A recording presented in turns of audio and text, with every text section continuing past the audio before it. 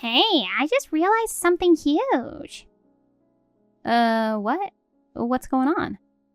Sophia, when you move out, my room's still gonna be tiny. Huh? So, I'm taking your room. And leave the furniture too. What are you talking about? Why would you even care about my room after I leave? Of course I care. My room's been crammed like a storage closet forever, and I finally thought I'd have some space. That's not my problem. You're lucky to even have your own room. Since we were kids, you've always gotten special treatment. So isn't it fair to let me have this one? Special treatment? I'm moving out because I worked for it, you know? But isn't it normal for the one still living at home to get the bigger room? I've never heard of such a rule. Okay, then, can you move my bed into your room before you leave? Oh, and clear some space in the closet, too. Why are you deciding this on your own? No way I'm doing that. Oh, come on! You're not going to use it anyway, so help me create my comfy space. What happens to my old room is up to Mom and Dad. It's got nothing to do with me. That's such a hassle. If you're cool with it, Mom and Dad won't complain, right? Well, no, I don't have the final say here. Wow, that's kind of cold. We're sisters. You could at least be a little helpful. Why do I have to think about your situation when I'm the one moving out? Because you're leaving, so this place doesn't matter to you anymore, right? So just leave everything you can behind. This is unbelievable. You're so selfish. See? This is why you're such a cheapskate. No, think about it. It's just common sense. Oh, and let me use your vanity too. Hold up. I bought that with my own money. Oh, come on. You're not even going to be here to use it anymore. Yeah, but that doesn't mean you can just claim my stuff like it's yours. Wow, you're seriously mean. No, I'm just being reasonable. Fine, then can I at least have your desk and chair?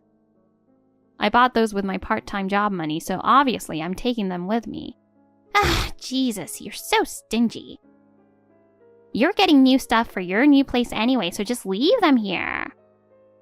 Nope, not happening. I'm taking them with me. And then what's even gonna be left? Maybe the bed frame. I might leave that for Mom and Dad. What? Just the frame? Oh, that's useless. Whatever. Figure it out yourself.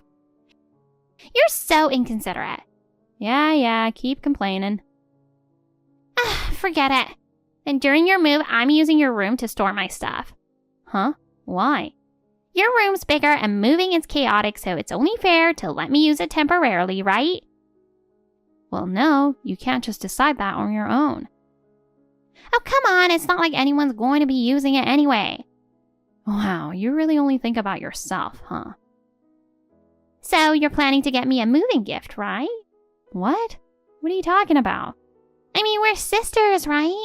It's normal to give a present when someone's starting a new chapter. Wait, I'm the one starting a new chapter. Why would I be the one giving gifts? Well, since you're moving out and it's changing my environment too, shouldn't I be the one getting a gift? I've never heard anything so ridiculous. Whatever. You'll probably bring something on moving day anyway, right? I'm counting on you. Don't count on it. You're so stingy. Wow, you're seriously amazing, Sophia. Huh? Where's this coming from all of a sudden? I mean, you built a house, right? That's awesome. Owning a home at a young age in this economy? Your husband must be making bank, huh? I thought he was some basic guy since you married so early. Guess you're the only winner after all, huh? Hey, don't say weird stuff like that. It's just a house, not that big of a deal. Besides, owning a home at this age isn't exactly rare. If you think about it, it's pretty normal, you know? And do we really need to label people as winners or losers? If anything, you're living way more freely, doing whatever you love and having fun. That sounds like winning to me. You've been chilling at home, doing your own thing, going out whenever you want. Honestly, from my perspective, I'm kind of jealous. Well, yeah, I guess I am enjoying life more than you. I mean, my husband doesn't make a ton of money, but he's super hot, and that alone makes life pretty sweet. Plus, if anything goes wrong, I can just count on Mom and Dad to help out. So honestly, I don't really have to worry about much. You're always busy and stressed with work, but I get to live a chill, easy life without all that hassle. I don't need to work myself to the bone like you do. I've got people who'll take care of me. Easy peasy. Violet, listen, Dad's retired now, so it's not like he can keep supporting you like before. You need to face reality. Thinking Mom and Dad will always help me is just being naive. Don't you think it's time to stop relying on them? What? But isn't it normal for parents to help their kids when they're in trouble? Isn't that literally a parent's job to protect their kids? I'm just exercising my right as their child, so what's the problem? Wait a second. Violet, do you still think of yourself as a kid? You're almost 30, you know. Maybe it's time to shift from being the one who relies on parents to the one who supports them. They're not going to stay young and healthy forever, so don't you think it's time you stepped up? Oh boy, here we go. Cue the responsible big sister lecture. Don't you ever get tired of being so serious? Life's no fun if you're always stressing about doing the right thing, you know. This isn't about being serious or anything. It's just common sense. Yeah, maybe someday. I'm just not ready to be an adult yet. Anyway, that's not what I wanted to talk about. Can I come visit your place sometime? Huh? Why? Well, my husband and I have been talking about getting our own house, too. So, just to get some ideas. Your house isn't pre-built, right? You had it custom made? That's why I want to check it out for reference. Oh, I see. I mean, you're free to want a house, but where's that money gonna come from? It's not like we're buying one right now. It's just a little tour, so I won't be a bother. Okay? Cool, right? If you're not staying long, I guess it's fine. Yes, I'll come by this weekend then. Planning to get there before lunch, so mark your calendar. Oh, and let's order some pizza for lunch, okay? What? My kid loves pizza, but delivery pizza is expensive, right? So I want to treat her to some. No big deal, right? Love you, Sophia. Fine, but you have to leave right after lunch, okay? I've got plans in the evening. Got it! My name is Sophia Miller. My friends and viewers call me Sophie. And I occasionally upload videos to vent my daily frustrations. That's because I've got this super thoughtless younger sister named Violet, and honestly, we've never clicked. When I graduated from college and moved out, I decided to distance myself from her. Years passed and both my sister and I started families of our own. As we grew older, we began to reconnect little by little. But well, she's still the same. She does whatever she wants, causing trouble for me and our parents, just like she always did. This time, she said she'd come over before lunch, but she showed up at 7 a.m. And despite saying she wanted to check out the house, she didn't really look around or take notes. She just crashed on the living room sofa and slept. When I tried to wake her up, she got mad, so I had no choice but to watch her kid the whole time. Violet slept until the pizza arrived. After eating, she raided my fridge, helped herself to my kid's dessert, and left. I told her don't ever come back, but a few days later I found her kid abandoned in front of my door. Hey, I know we're sisters, but this is way beyond inconsiderate. At this point, it's basically a crime. Do you even realize that? Huh? What are you talking about? You sound mad, but did I do something? Are you kidding me? Cut the act already. What kind of person just leaves their kid behind like that? It's only because I happened to come home early that everything was okay, but what if I'd been gone longer? Who knows what could happen to her? Leaving a small child on someone's doorstep without even a heads up? What were you thinking? What if someone had taken her? What if she'd gotten into an accident? Did you seriously not think about any of that? Oh, come on, aren't you overreacting? I taught Emily to scream if a stranger comes near, so it's fine. What the hell are you talking about? You really think she could react like that in the moment? What if she was too scared to scream?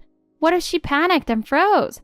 Besides, with kidnappings or accidents, things happen in an instant. There's no time to scream. If something had happened, it would have been too late. But nothing actually happened, right? Did she get hurt? Did she get a fever or something? If something had happened, I'd apologize, but if nothing did, aren't you overreacting? Oh, that's not the point. Just because nothing happened doesn't mean it's okay. Then it's fine, isn't it? No need to get all worked up. Emily's safe, so it's not a big deal. Do you even realize you're a mother? Can you think about your own kid for once? Where even are you right now? What are you doing? Huh? Right now? I'm at the movies with friends at the moment. I had a coupon that expires today, Would have been a waste not to use it, so I had to hurry and go. Wait, movies? You left Emily behind for something that stupid? Why didn't you just take her with you? Why dump her at my place? Oh, what are you talking about? If I brought her along, I wouldn't enjoy myself at all. If she started crying while we were watching, it'd kill the vibe, right? Besides, I deserve a break sometimes too. I've been raising her nonstop. Can't you cut me some slack? Take all the breaks you want, but leaving your kid alone for that is absolutely not okay. What would you have done if something happened? Do you seriously not get that? That's why I'm saying it's fine. Nothing happened. Seriously, you're such a nag. If you keep stressing like this, you'll age faster, Oh, enough. I've had it with you. Get back here right now. If you don't, I'm seriously calling the police. What? No need to be so dramatic. All right. I'll come back once the movie's over. So can you chill out already? I'm honestly speechless. You basically slept the whole time you were here the other day, didn't you? I'd say you've had plenty of me time. Oh, that's totally different. Anyway, we're having fun right now, so save the lecture for later. Oh, by the way, it seems like Emily is in the mood for steak for dinner. What? Yeah, just cook up some steak and fried chicken. If you make extra, I'll take some home too. And this is exactly why I never wanted you to know where I live. What do you think my house is, huh? It's not a daycare or a babysitting service. Oh, come on. Your kid's the same age as mine. Think of it as them making a new friend. And it's not like you're struggling with money, right? So you can totally help out and watch my kid a little. Ugh. We're broke, so I can't afford to give her fancy stuff like steak. If you've got money to go to see movies, you can afford to feed her. Anyway, just get back here, or I really will call the police. Huh? Calling the cops on your own sister? That's ridiculous. Besides, Emily is your niece, You're really gonna kick your niece out and call the cops? Honestly, that says more about you as a person. No, that says more about you. Stop making excuses and come back right now. If you don't, you're never setting foot in my house again. And for the record, I'm dead serious. Okay, fine. You're such a loud mouth, seriously. You're just like Mom, always ruining the fun when people are trying to enjoy themselves. I honestly can't take it anymore. Dealing with Violet is nothing but trouble and it's mentally exhausting. If she just asked before leaving her kid with me, I wouldn't have minded. But dropping them off without a word? Unbelievable.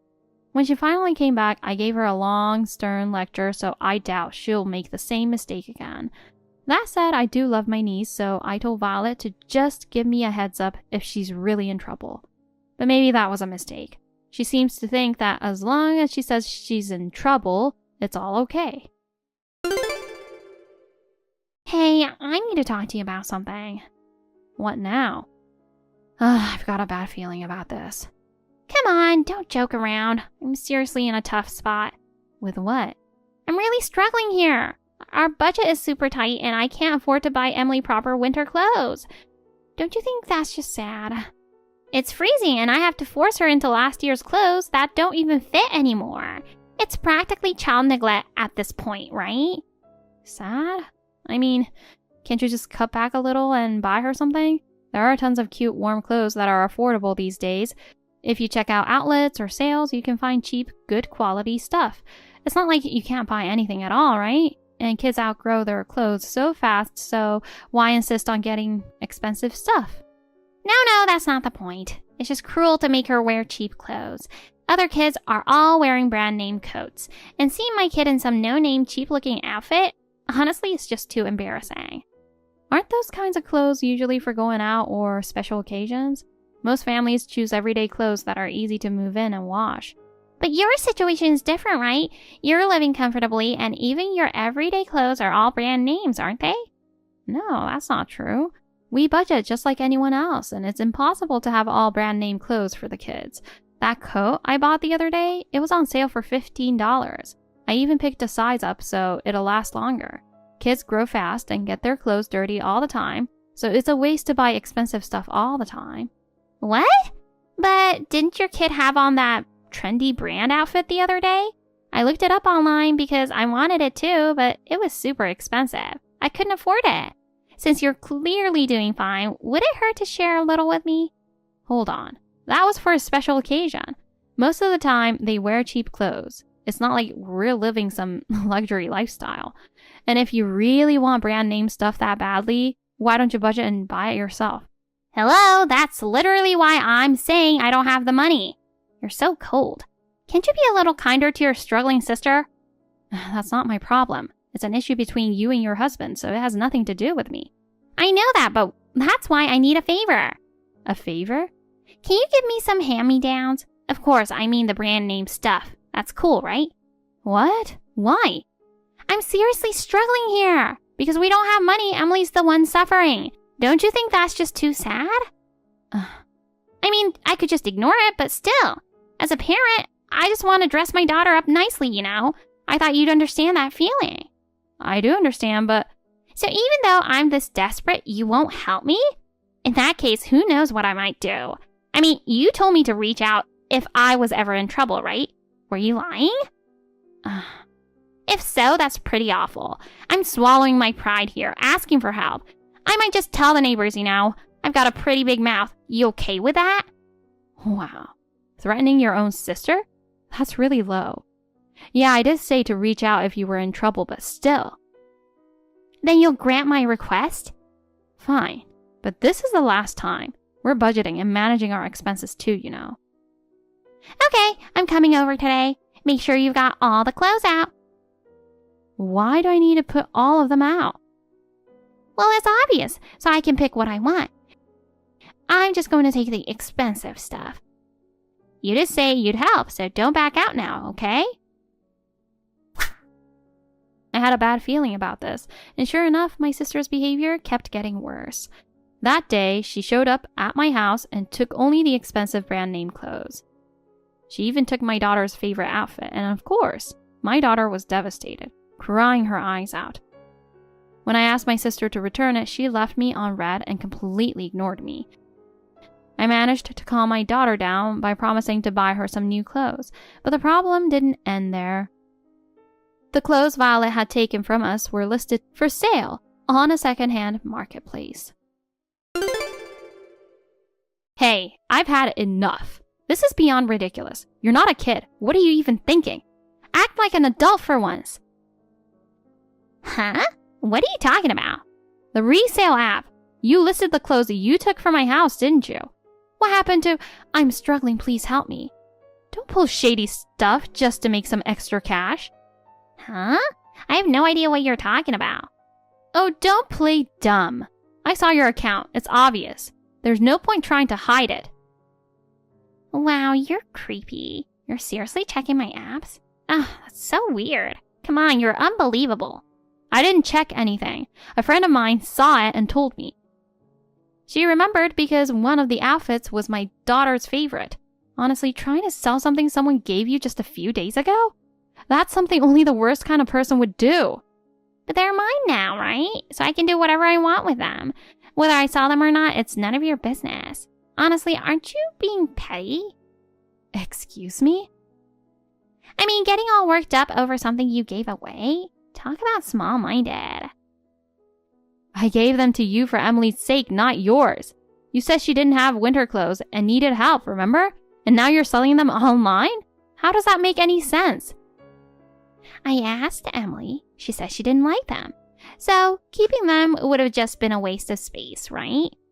Then why didn't you just give them back? They were my daughter's favorite clothes. Oh, really? Well, you should have told me about it earlier. You know what? I'm done. Talking to you makes me feel like I'm losing brain cells. I thought that maybe now that you're an adult, married, you'd have grown some common sense. But I was the fool for expecting that. We'll never get along. Ever. What? So don't ever contact me again. I don't care if you're struggling or need help. I'm done. Consider this the end. We're no longer family. I had just reached my limit. I realized I couldn't keep dealing with Vala anymore. After that, she tried reaching out a few times. Texts, calls, but I ignored all of them. Nothing good ever comes from getting involved with her. Now that I have my own child, the thought of getting dragged into her messes, it made me even more certain that cutting ties was the right choice. At first, every time my phone buzzed, my heart would skip a beat. But after a week of silence, it all stopped. I figured she'd finally given up. 2 months passed, and we decided to go on a long overdue family trip. And that's when something happened. Hey, Sophia, how's it going? You know, I totally know where you are right now. What? You're on a trip, aren't you? Must be nice. I'm so jealous. Wait, how do you even know that? Oh, I just happened to see you guys leaving for the trip. The whole family heading out in the car, right? Oh, hold on. Were you watching us? No, it was just a coincidence. But more importantly, guess where I am right now? Huh? How would I know? Well, I'm at your house, just chilling in your big, spacious living room with my husband. Emily was playing earlier, but she got sleepy and crashed. What? Why are you in my house? How did you even get in? Oh, that's easy. I got a spare key. I never gave you a spare key. Oh, well, I made one the first time I visited. I thought, if something ever happened to you, having a spare key would help me save the day. Come on, that's a crime, I don't care if we're sisters. Making a spare key without my permission is unacceptable. Get out of my house right now. Leave the key in the mailbox. No way. I mean, why should you be the only one having fun? That's not fair, And you said you wanted to cut ties with me, but did you really think I'd just go along with that? I've decided I'm going to leech off you for the rest of my life. You don't think you can escape. Unbelievable. Just get out of my house right now. Told you I'm not leaving. Besides, food's about to be delivered. I ordered a giant feast. Barbecue ribs, buffalo wings, loaded nachos, cheeseburgers, fries, mac and cheese, and even some premium steaks. Where'd you even get the money for that? Weren't you the one always going on about being broke? Oh, that's easy. I used your credit card to order enough food for 10 people. I even added some extra appetizers. Turns out it's pretty pricey, huh? Gotta love top-tier delivery spots. So yeah, that'll be $1,500. Thanks for the treat. I don't even have a credit card. Huh? Yeah, I don't own any credit cards. I usually pay with cash or use mobile payments. I don't like the idea of credit cards. It feels like borrowing money. Well, what are you talking about? I saw a wallet sitting in your living room. It's yours, right? Wait, what? Don't lie just because you don't want to pay. Anyway, it's $1,500, okay? My husband and I are going to enjoy all this food thanks to you. I can't wait for it to get there. I want to try the barbecue ribs. Hold on. Was the wallet black? More like a card holder than a full wallet, right? Yeah, so? That's not mine. What? It belongs to one of my mom friends. She was over yesterday and left it behind. I was going to return it before the trip, but she said it wasn't urgent, so I left it there. What? Well, I'm pretty sure I left it in a drawer. It wasn't out in plain sight. So, you went through my stuff without permission after breaking into my house, right? And then you used someone else's credit card to splurge. Oh, well, I mean... You know what? Whatever. Enjoy your fancy feast or whatever. Think of it as your last supper. What's that supposed to mean? You'll find out soon enough. Honestly, I'm beyond disgusted with you. Not just me. Mom and Dad have decided they're done with you too. Huh? What are you talking about? Haven't you heard the saying, blood is thicker than water? You can say you're cutting me off all you want, but that's impossible. Just forget about it. We don't care what happens to you anymore. Whatever, just make sure you cover that $1,500 bill. I bet you can set aside your pride and just pay your friend back in cash, can't you? Well, life doesn't work that way. Isn't it about time for someone to arrive? Oh, you're right, they're here. Food time! Wait, what? Why? What's going on? I'm pretty sure the police are outside. You might want to get to the door quickly. Pretending you're not home won't help. Hold on. Why are the cops here? What about my food? Where's my order? Do you even realize what situation you're in? My husband's the one who called the police. What? Why? Well, you broke into our house. That's pretty obvious, isn't it? And on top of that, you used someone else's credit card without permission. There's literally a criminal sitting in our house right now. Of course we had to report it. No. Wait, hold on, Sophia. We're family, we're blood. Isn't calling it breaking and entering a little too much? I mean, we're sisters. That's just ridiculous. What are you even talking about? Family or not, making a spare key without permission and sneaking into someone's house is a crime. And let's not forget, you used someone else's credit card to splurge. There's no talking your way out of this. No way. Oh, and about that credit card, you used $1,500.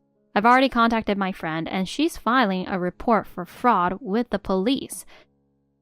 So you might want to come out quietly before things get even worse. If you keep causing a scene, it's just going to make you look bad. And that could mean a harsher sentence. Hey, I'm sorry. Please, Sophia. I just meant it as a little prank. I never thought I'd turn into such a big deal. I swear I'll never do anything like this again. So please, just tell the police it's a misunderstanding. A misunderstanding? Where exactly is the misunderstanding here? My sister broke into my house, made a spare key without permission, and spent $1,500 on someone else's credit card. It couldn't be clearer if I spelled it out. That's why I told them exactly what happened. I told them to arrest you immediately. No! This can't be happening. Please, just tell them we made up. Then the police will leave, right? Come on, having your sister labeled a criminal, it's embarrassing for the family, isn't it? So what?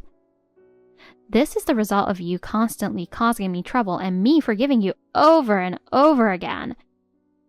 Honestly, I figured you'd never learn unless you faced real consequences. So you and your idiot husband can sit with that and think long and hard. I'm done saving you. I'm done with you. Get out of my life. Wait! Don't say something so cold. Hey, we're sisters. We're supposed to help each other, right? I swear I'll change. Please, just forgive me. Change? How many times have you said that before? And every time I forgave you. And look where that's gotten me. Who's the one who keeps messing up my life? I'm done falling for it. I'm not soft enough to feel sorry for you anymore. No, you're really going to abandon me? Well, looks like your ride's here. Go have a nice long chat with the police. Goodbye. Don't ever contact me again. After hearing that my sister and her husband had been taken away by the police, I finally let out a deep sigh of relief. Sure, the whole ordeal ruined our family trip, but instead, I invited my parents over and we enjoyed a nice, relaxing time at a beach with my daughter. At least that part turned out okay. When we returned home, the house was empty. I heard that my niece had been picked up by her father's parents. She's not to blame for any of this. All I can do is hope she grows up in a stable, normal environment. As for Violet, after getting arrested for trespassing and credit card fraud, more neighborhood issues started to surface, and her reputation plummeted almost instantly. She'd been ignoring neighborhood rules and getting into arguments with neighbors, borrowing money from other moms and not paying it back, and even causing scenes at restaurants to score free meals. After her arrest, all the victims came forward, and their testimonies piled up, leading to her being completely shunned as a nuisance. I used to think her husband was just as bad as she was, but apparently, even he couldn't handle this. I heard he finally had enough and filed for divorce on the spot. To top it off, custody of their daughter was granted to him. And as for where my sister is now, somewhere in prison. She brought it on herself. From now on, I'm going to cherish my family and live an honest, peaceful life.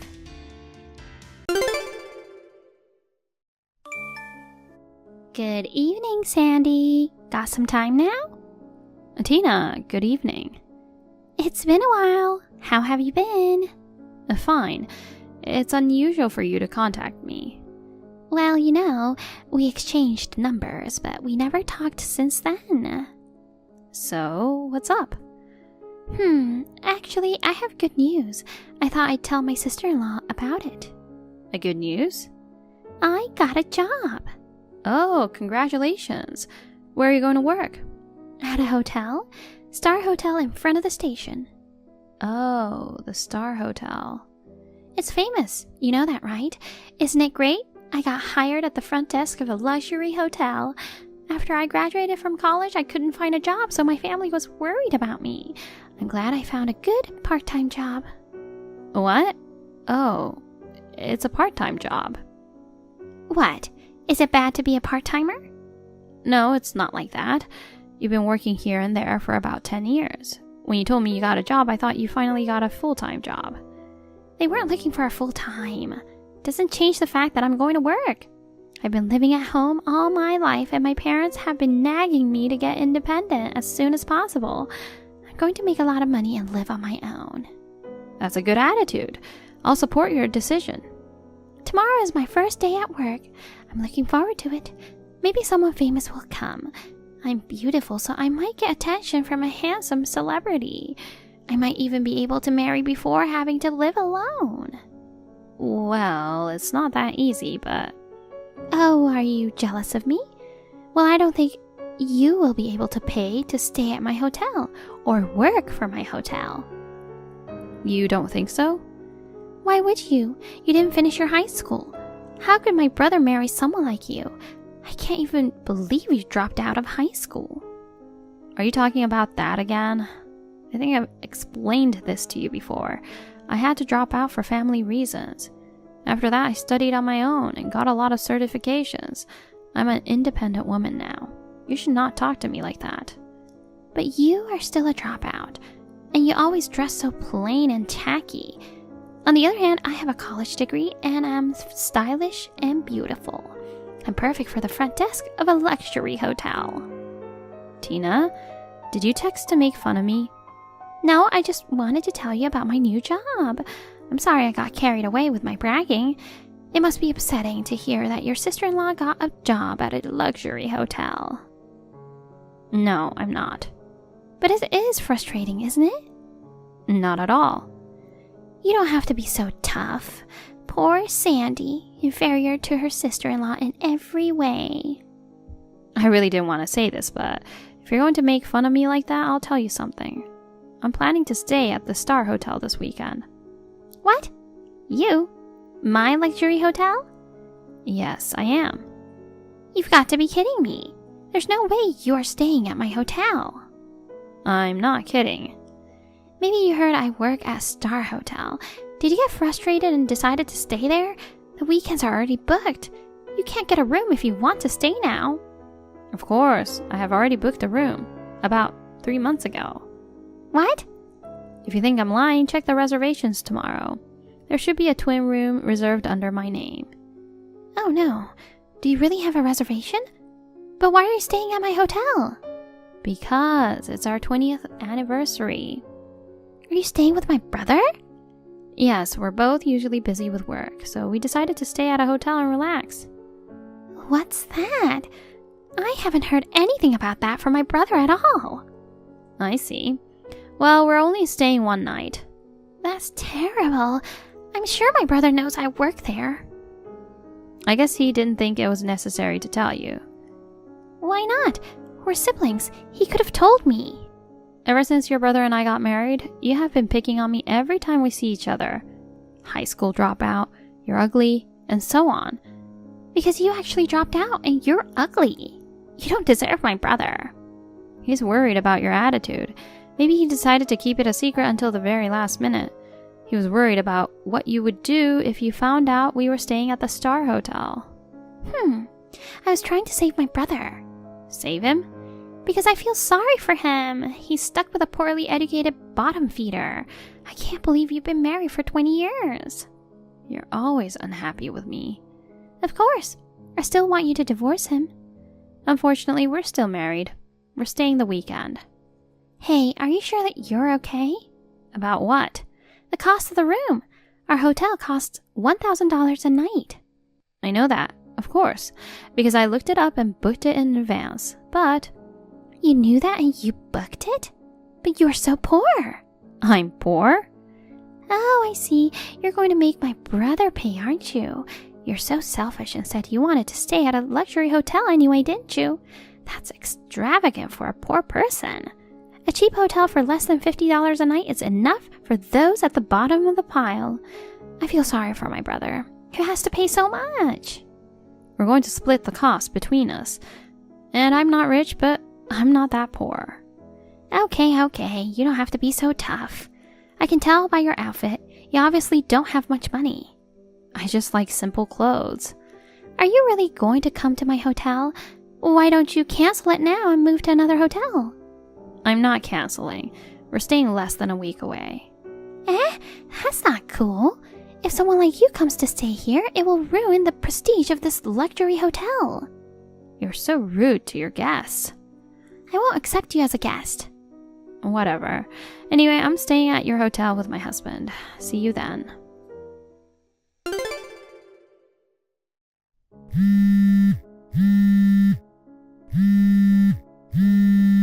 Tina, answer your phone. Tina. Oh, hello.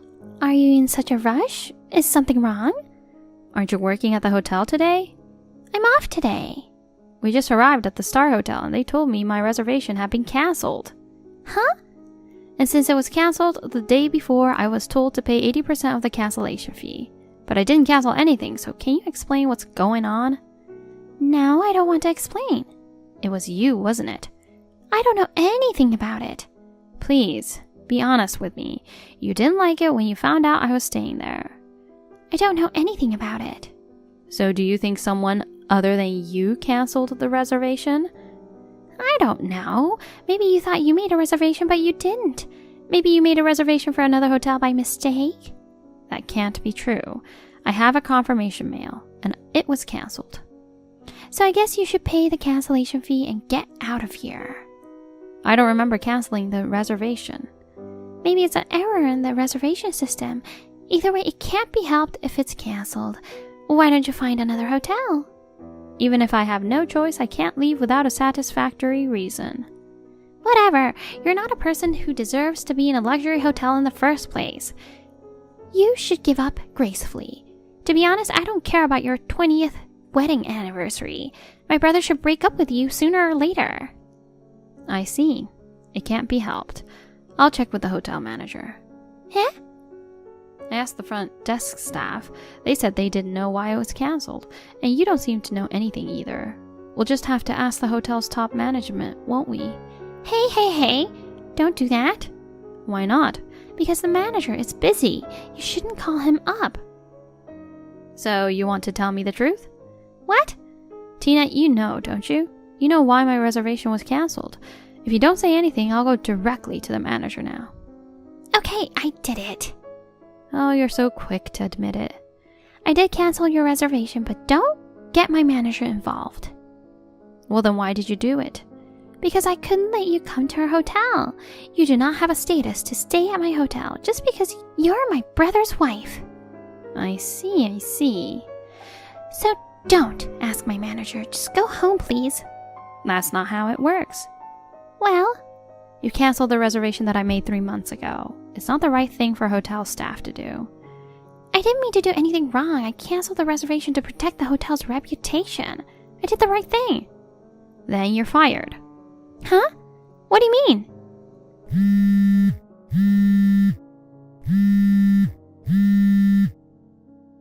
What do you mean I'm fired? Hey!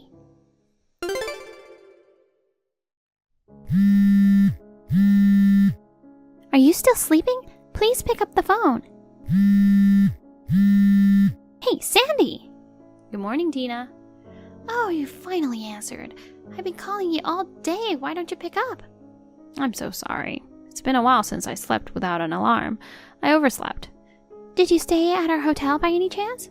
Yes, it was very comfortable. I thought I had canceled your reservation. I was upset that someone canceled my reservation without my permission, but I asked the manager to fix it. Oh no. By the way, aren't you going to work today? I was going to come to work, but I was told not to come anymore. Huh? I got fired. Oh, that's right. That's right. I knew you told the manager. I told you not to say anything unnecessary. I didn't have to. The manager knew you were up to no good. What? After receiving a report from the front desk staff who were at work that day, the manager checked the security cameras. They caught you canceling the reservation without permission. Huh? A security camera? You just joined the company, so you didn't know about it? I knew there were security cameras installed, but... According to the manager, they recently installed a high-performance camera that allows you to clearly see what's going on around your hand and on your computer's reservation screen. Oh no. I mean, your entire crime was recorded. When I contacted the manager, he already knew everything. But firing me just because of that is a bit much. I don't think so. First of all, you shouldn't have tried to stay at a fancy hotel. I wanted to help you, a poor person, not to waste your money. What are you talking about? Because what you're wearing is always so shabby. What? Shabby? You're always in your plain suits. You don't wear much makeup, and you don't wear any jewelry. You have no money, right? I just like to dress simply. Jewelry gets in the way of my work, to be honest. I don't like to dress up too much. Don't be so tough on me, you poor thing. No wonder you're fired after all. What?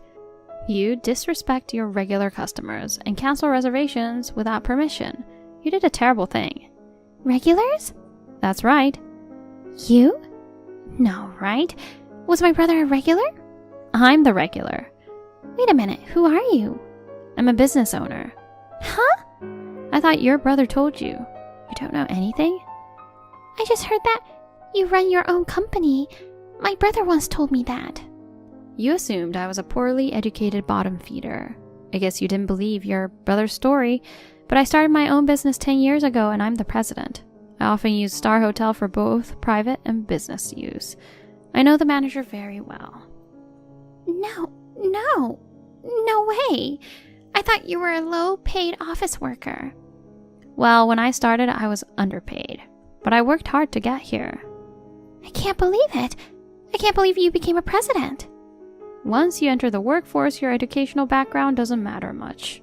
In fact, you were a part-timer after you graduated from college. When I heard you were going to work at Star Hotel, I thought we'd meet at the hotel someday. Too bad you've been fired now, so we'll never see each other again. Wait a minute. If you know the manager, will you ask them to consider it again? Huh?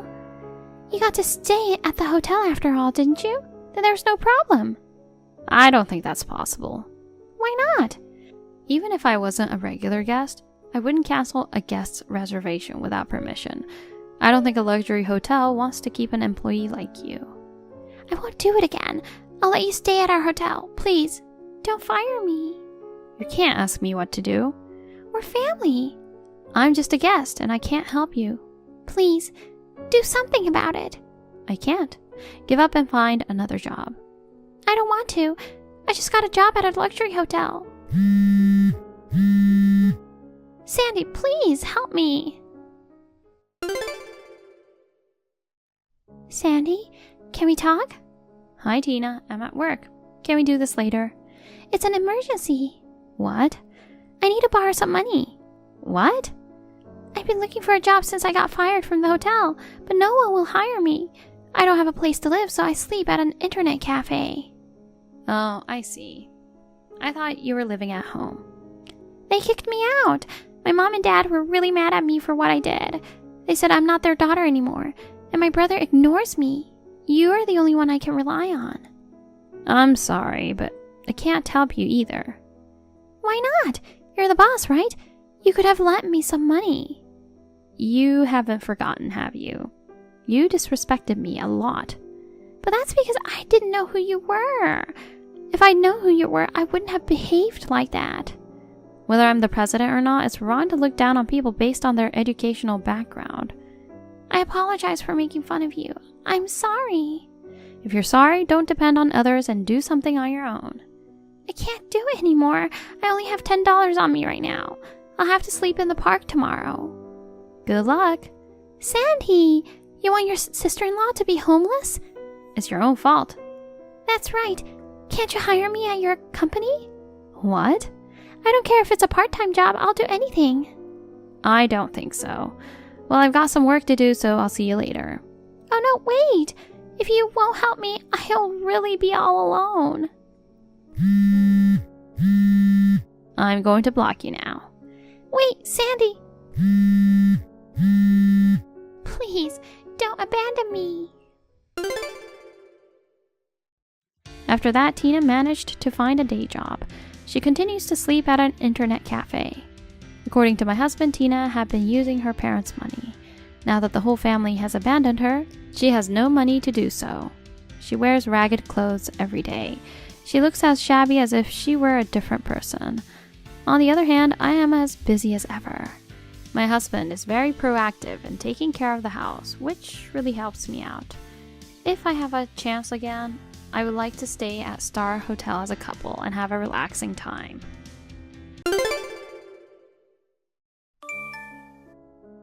Hey, Molly, when are you planning to come back? The chores are piling up without you here. Your mom's been unwell and just stays in bed all day. Can you come back soon and help clean up the house? Sorry for the trouble, Elena. I won't be able to come back for a while as I'm abroad for work. Geez, you're still overseas? Must be nice to travel when it's not even summer vacation time. Instead of leaving your family behind and gallivanting around, why don't you come back home already? I've already explained this several times. I'm not on vacation. I'm on a business trip. It's work, so it's not like I can make up my own schedule. Don't lie to me. I heard from Flynn that you're only a high school grad. Yeah, that's true. I doubt that someone at the bottom of the academic ladder like you is going on an overseas business trip. The bottom? Flynn's successful and graduated from a top-notch university. I wonder why there's a huge difference, even though you guys are siblings. Yeah, he always aced school. I was more towards the lower end. But grades aren't everything, you know. I don't care what you think of me. There are many people, whether high school grads or not, excelling in society. It's not fair to judge solely based on education. You're so naive. No matter what you say, those with higher education get preferential treatment in society. They get better salaries too. You should at least have a college degree. I see. You also have a degree, right? But you've never worked and have been a homemaker. So I question if education is really that necessary. How dare you? Are you trying to belittle homemakers? It's a respectable job, you know. That's definitely not my intention. I'm just saying it's wrong to look down on people based on education. Huh. Acting all high and mighty just because you have a job with only a high school diploma. Anyway, we're doing you a favor by letting you stay here. So it'd be nice if you could at least help with cleaning the house. Vacuuming is a pain, especially with so many rooms. That's my family home, so I'm not exactly freeloading there. You and Flynn moved in later, remember? Isn't it normal for the eldest son and his wife to live in the family home? Technically, as a single daughter, you should have moved out. Why should I have to leave my own house? Your house? Living here like a parasite and having the nerve to talk back? No, I work and contribute financially, so I'm not a parasite. Ugh, You're so irritating. It's parasitic to be single and still live at home. Whatever. Whether it's work or whatever, just wrap it up and hurry back. You've missed out on chores, so you'll have to do a lot when you get back. Hey, I heard from Elena. You've been dissing her, right? Huh? What are you talking about all of a sudden? Quit playing dumb. She just called me all mad.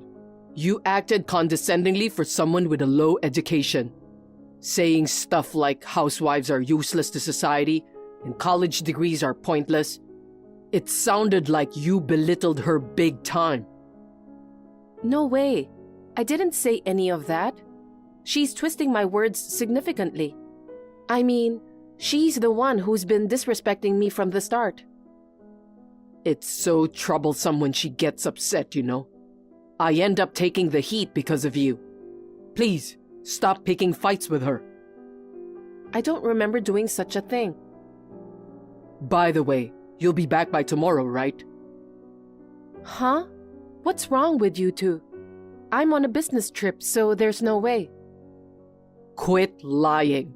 You're just pretending to be on a business trip while having a good time. That's not true.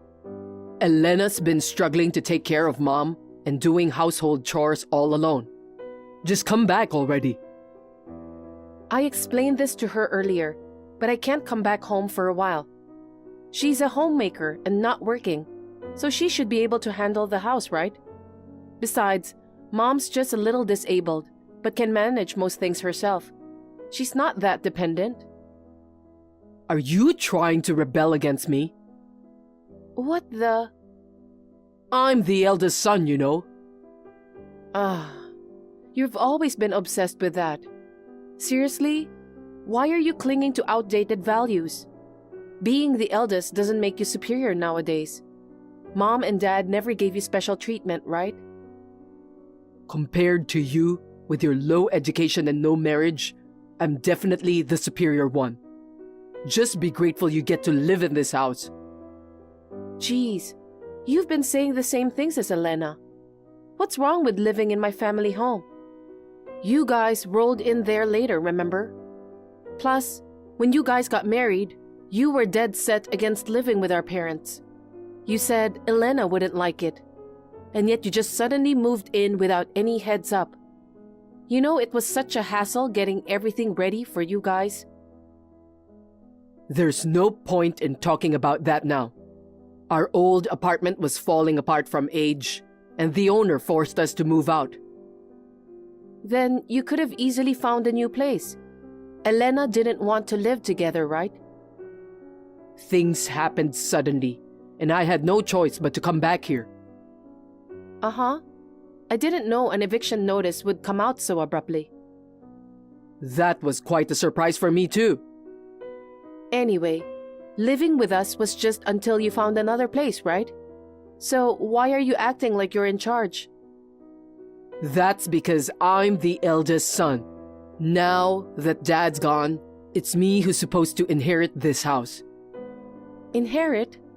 But you made a promise and can't stay there forever, you know? Ha! Like I'm gonna listen to you. I got the chance to live here again. Why would I go through the hassle of renting a cramped apartment now? This house is gonna be mine. Yeah, right. It's not going to be yours. You have to leave just as you agreed upon. Stop making a fuss. If you're adamant about not coming back soon, I'll just kick you out forcibly. What do you mean? That's a surprise for after you're kicked out. Hold on. What are you planning to do? I'm planning some harsh punishment for my arrogant sister. Remember that. Hi, Molly. You're still abroad, right? Yeah, I should be back in about a week. I hate to ask, but can you take care of things at home a little longer? You know what? You don't need to come back. But you were asking me to hurry back the other day. What's going on? I have big news. Ready? I threw away all your stuff. Excuse me? You lie about being on a business trip and push housework on me. You're nothing but a nuisance. So after talking to Flynn, we decided to kick you out. You won't have a place or belongings when you come back. Find somewhere else to live when you return.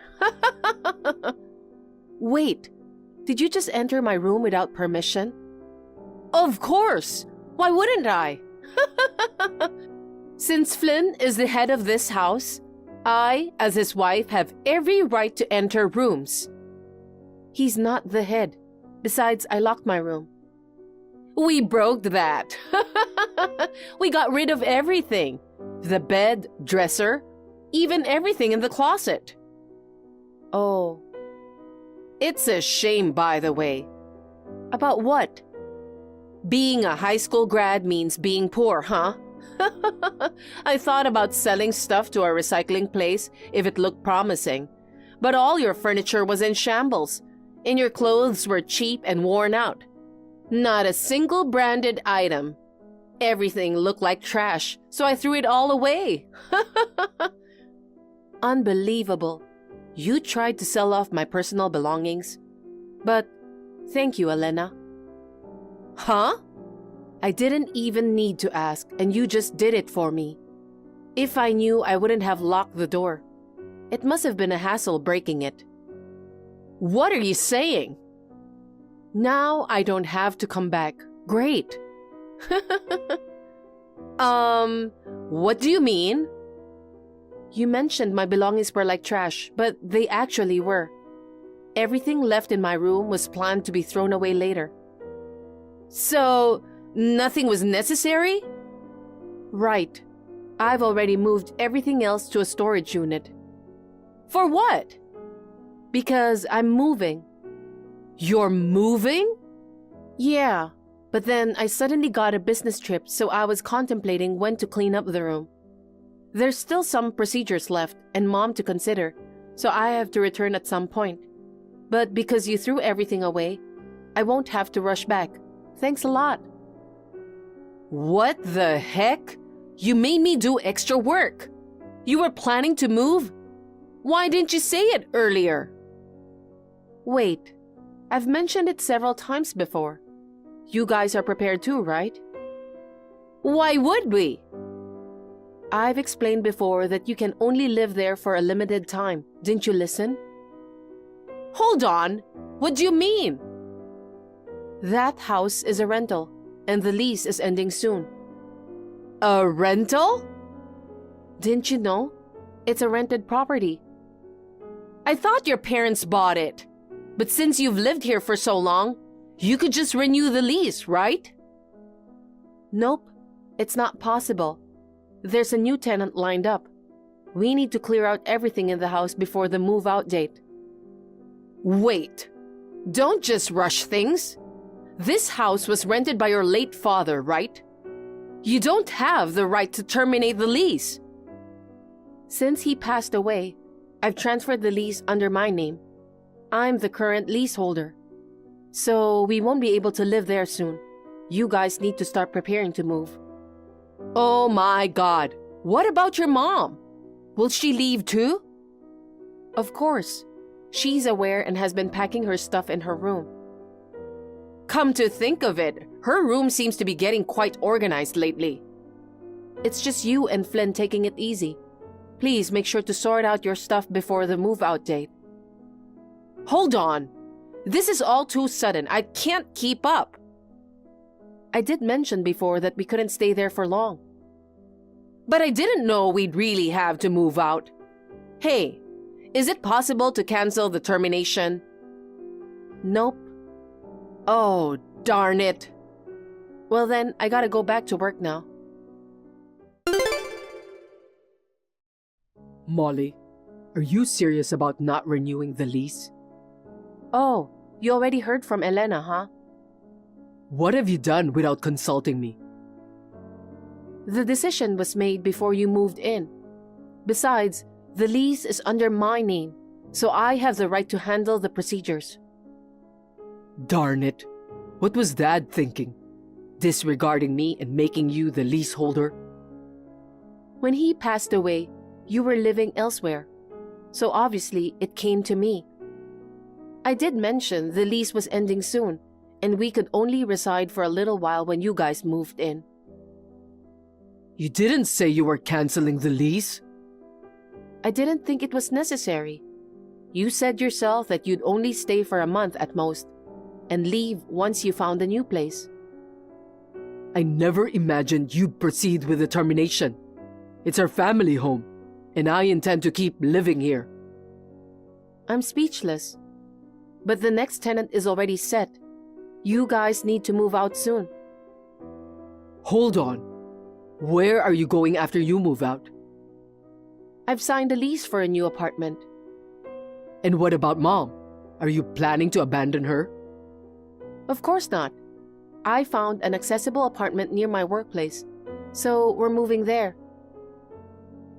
I see. Then we'll move in with you guys. What? Find your own place. Unfortunately, that's not possible.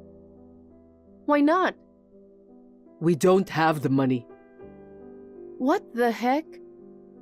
Actually, the reason we were asked to vacate the previous apartment wasn't due to the building's aging. We couldn't afford the rent. Well, I suspected something fishy. Your apartment looked quite nice, and the aging excuse sounded shady. But you have a good job at a big company and are earning a good income. How could you fail to pay the rent? I kinda got stuck in a situation. The rent was just too high for me to afford. Then why didn't you find a more affordable place from the start? There were plenty of options like moving to a cheaper place, right? Elena thought that marrying me, a top university graduate, working for a big company would mean living a high life in a luxury apartment. I couldn't betray her expectations right after our marriage. Ah, I see. You were trying to show the bright side to your wife and ended up pushing beyond your means. But even though it's a big company, I'm still just a regular employee, so I don't get that much salary. Honestly, the bosses have no clue, not giving enough recognition to someone as talented as me. Oh, really? Even in such a situation, Elena keeps asking for new handbags, wanting to travel and stuff. Now, my savings are totally gone. I've maxed out my credit cards and am in debt too. Wow, you're in debt? She used my card to shop like crazy. Well, I did buy some things too, like watches and shoes. Sounds like both of you are quite into showing off. So, if you're moving, we'll move in with you. I'll start packing right away. Just tell me where the new place is. No way. Why not? It's the apartment rented for Mom and me. It'll be cramped with you guys around. Come on, deal with it. You're so cocky for someone with a low education. Well, you got lucky and promoted by chance. I know you're getting more salary than me. We're family, so you should help out your struggling brother and his wife. No, it's your own fault for slacking off due to your pride in your education. How dare you say that? Sure, you went to a good university and landed a great job. But then, you just slacked off and didn't take work seriously, right? Even if you graduate from a top university, you won't get recognized without showing results. It's obvious that you can't get promoted or a raise, isn't it? I may only have a diploma, but I worked hard and even got qualifications. I'm entrusted to go on overseas business trips now. You belittled me and tried to kick me out of the house before, but now you want to rely on me just because we're family? Then lend me money. What? I'll rent an apartment. Give me the money for moving. Why do I have to do that?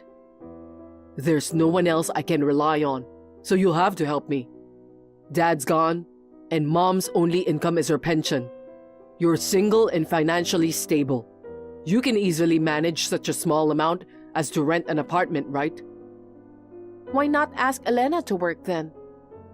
Don't be ridiculous. She's never worked since graduating from college. Even if she can't find a full-time job, she could work part-time, right? As if I could tell her to go and work now. That's embarrassing. You're still putting on airs at a time like this? Your debt is because of her selfishness. Of course she has to work.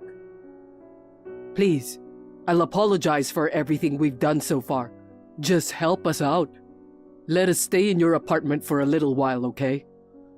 I'm tired of hearing that request. We'll leave as soon as we find a new place. I'm tired of hearing that too.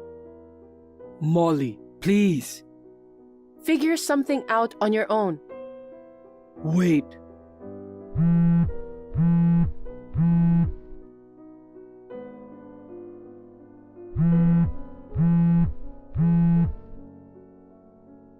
Molly, don't abandon us.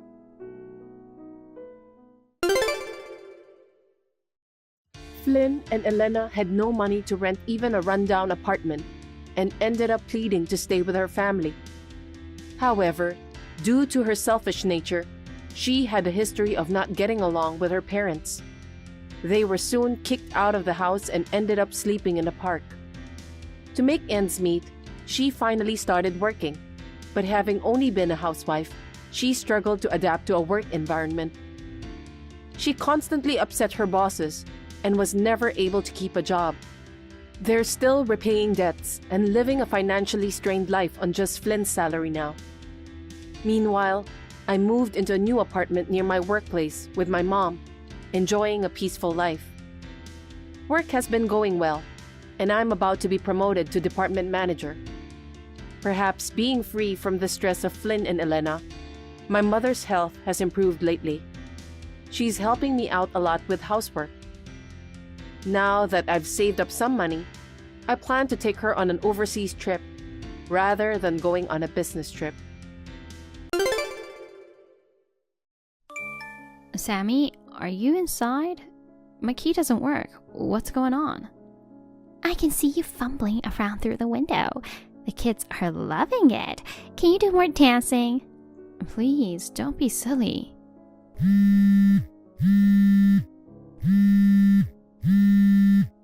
I came home from the hospital and my key didn't fit. I hear you and your children inside. Did your brother ask you to come over? What are you doing? As you can see, I have a newborn baby here. It's snowing outside. It's too cold for him. So? So? I don't know what you think you're doing, but please let us in. What I do in my house is my own business. What are you talking about? This is my house. No, this is my house. I took over while you were gone. I changed the lock so you and your baby can't get in. What? Are you out of your mind? You haven't been home for a long time. That means you don't need the house anymore, right? So I've decided to move in. Do you have a problem with that? It's insane for you to move in just because I wasn't home. I was at the hospital to deliver my baby. I've only had to be away for a week, and moving in without permission is not right. Shut up. Well then, if you insist, you can come in. Just don't bring your baby in with you. Huh? What do you mean? I mean it, as I said. I don't want your baby to come in. You have your kids there. My kids are older and smarter. Huh? My kids are both in elementary school. They can do most things on their own, but yours is a newborn. I don't want someone in my house who can't do anything on their own. I'm sure your kids were the same. How can you say such a thing? I really don't understand. Shut up. I've raised babies before, and I know how messy a house can get. I just cleaned the house yesterday. Don't bring a baby into my house. I told you it's my house. Stop your nonsense. Hurry up and let me in. I don't want to. I've already brought my stuff into this house. Well, I had a big fight with my husband. I took the kids and ran away from home. I was going to stay with my parents, but my mom said I should go home and talk it over with my husband again. She wouldn't let me in. So you tried to rely on me. But how did you get into my house? Bob is away all the time on a business trip overseas. Your mom has the duplicate key, but no one else has one. I got a duplicate key when I went to my parents' house. What? Your mom gave you the key? No, she didn't. I borrowed it when she went to the bathroom. That means you took the duplicate key and changed the lock? That is a crime. Don't talk nonsense. Bob bought this house. If it's my brother's house, that means it's my house, right? Huh? Anyway, I got your house. Pack up your stuff and leave. Okay, I'll leave then. Huh? Are you serious? That's enough. Talking to you is a waste of time. I can't just wait outside with my baby. Yay! I'll take this house then. I've always hated you. What? You seduced my favorite brother. My parents also like you for some reason. I didn't seduce him. Anyway, I don't think of you as family. Give up this house and go back to your parents' house. Well... Oh, you don't know where they are now, do you? I heard that your parents got divorced and they sold their house. You don't even know where they are now. You were alone and miserable. But you married my brother. I can't accept that. I see. We don't need your approval. Bob and I are still married. Shut up! You lost your parents. You lost your home. You're a homeless person. My brother will divorce you sooner or later. Don't you ever come back. Of course I'm not going back. I think you're the one who's going to be homeless. What are you talking about? You are such a loser. I'm going to demolish the house. Huh? Hi, Kelly. I just finished work. Were you discharged today? I'm really sorry I couldn't be there. How are you doing since you got out of the hospital? I was so worried that all I could think about all day at work was you and the baby. If you're having a hard time on your own, Mom and Dad said they'll be right there. Don't hesitate to ask. Yeah, I'm with them right now. What? What's wrong? Me and the baby are fine. Sammy moved into our house. Huh? She took over? What are you talking about? I knew you'd have that reaction. Your dad picked us up from the hospital and he dropped us off at home. Then Sammy and her kids were inside. They'd changed the locks, so I couldn't get in. Sammy told me to leave because it's her house now. What the hell? Why is Sammy in our house?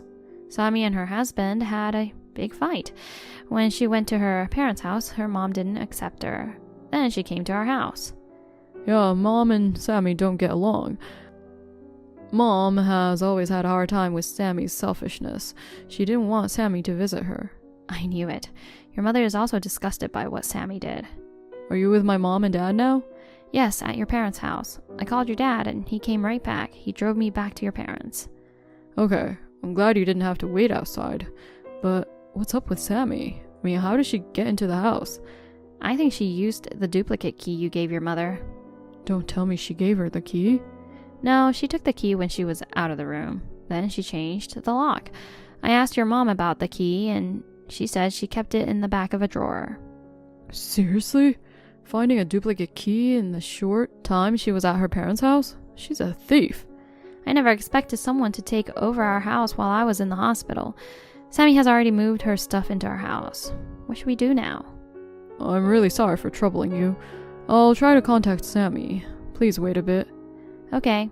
Until Sammy moves out of the house, I'll be staying at your parents'. Okay. Your mom is upset that Sammy took the key. Sammy is the wrong one.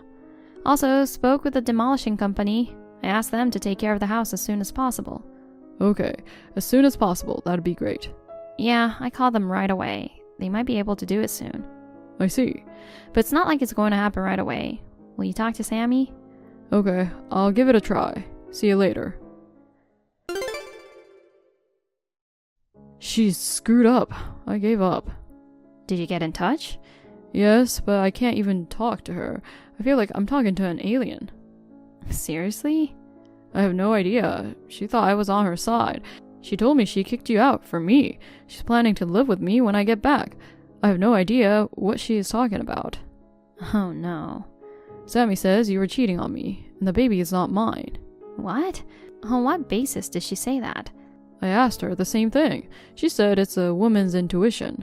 I thought it was stupid to argue with her, so I just let it slide. I see. She doesn't like me. She is trying to break us up by saying nonsense like that. There was no way I was going to believe Sammy. I always knew she was a bit off, but I never thought she'd turn into such a monster. Hey, Bob, I've got an idea. What? Will you pretend to be on her side? Pretending to be on her side? Yeah, I want to take advantage of the fact that Sammy isn't on guard against you. I want you to find out what's going on and report back to me. Oh, that's a good idea. And I have another idea. Hmm? It's a little complicated. Can I call you later and explain it to you? Okay, I'll send messages to Sammy every now and then. Then, let you know what's going on. Okay, please do that.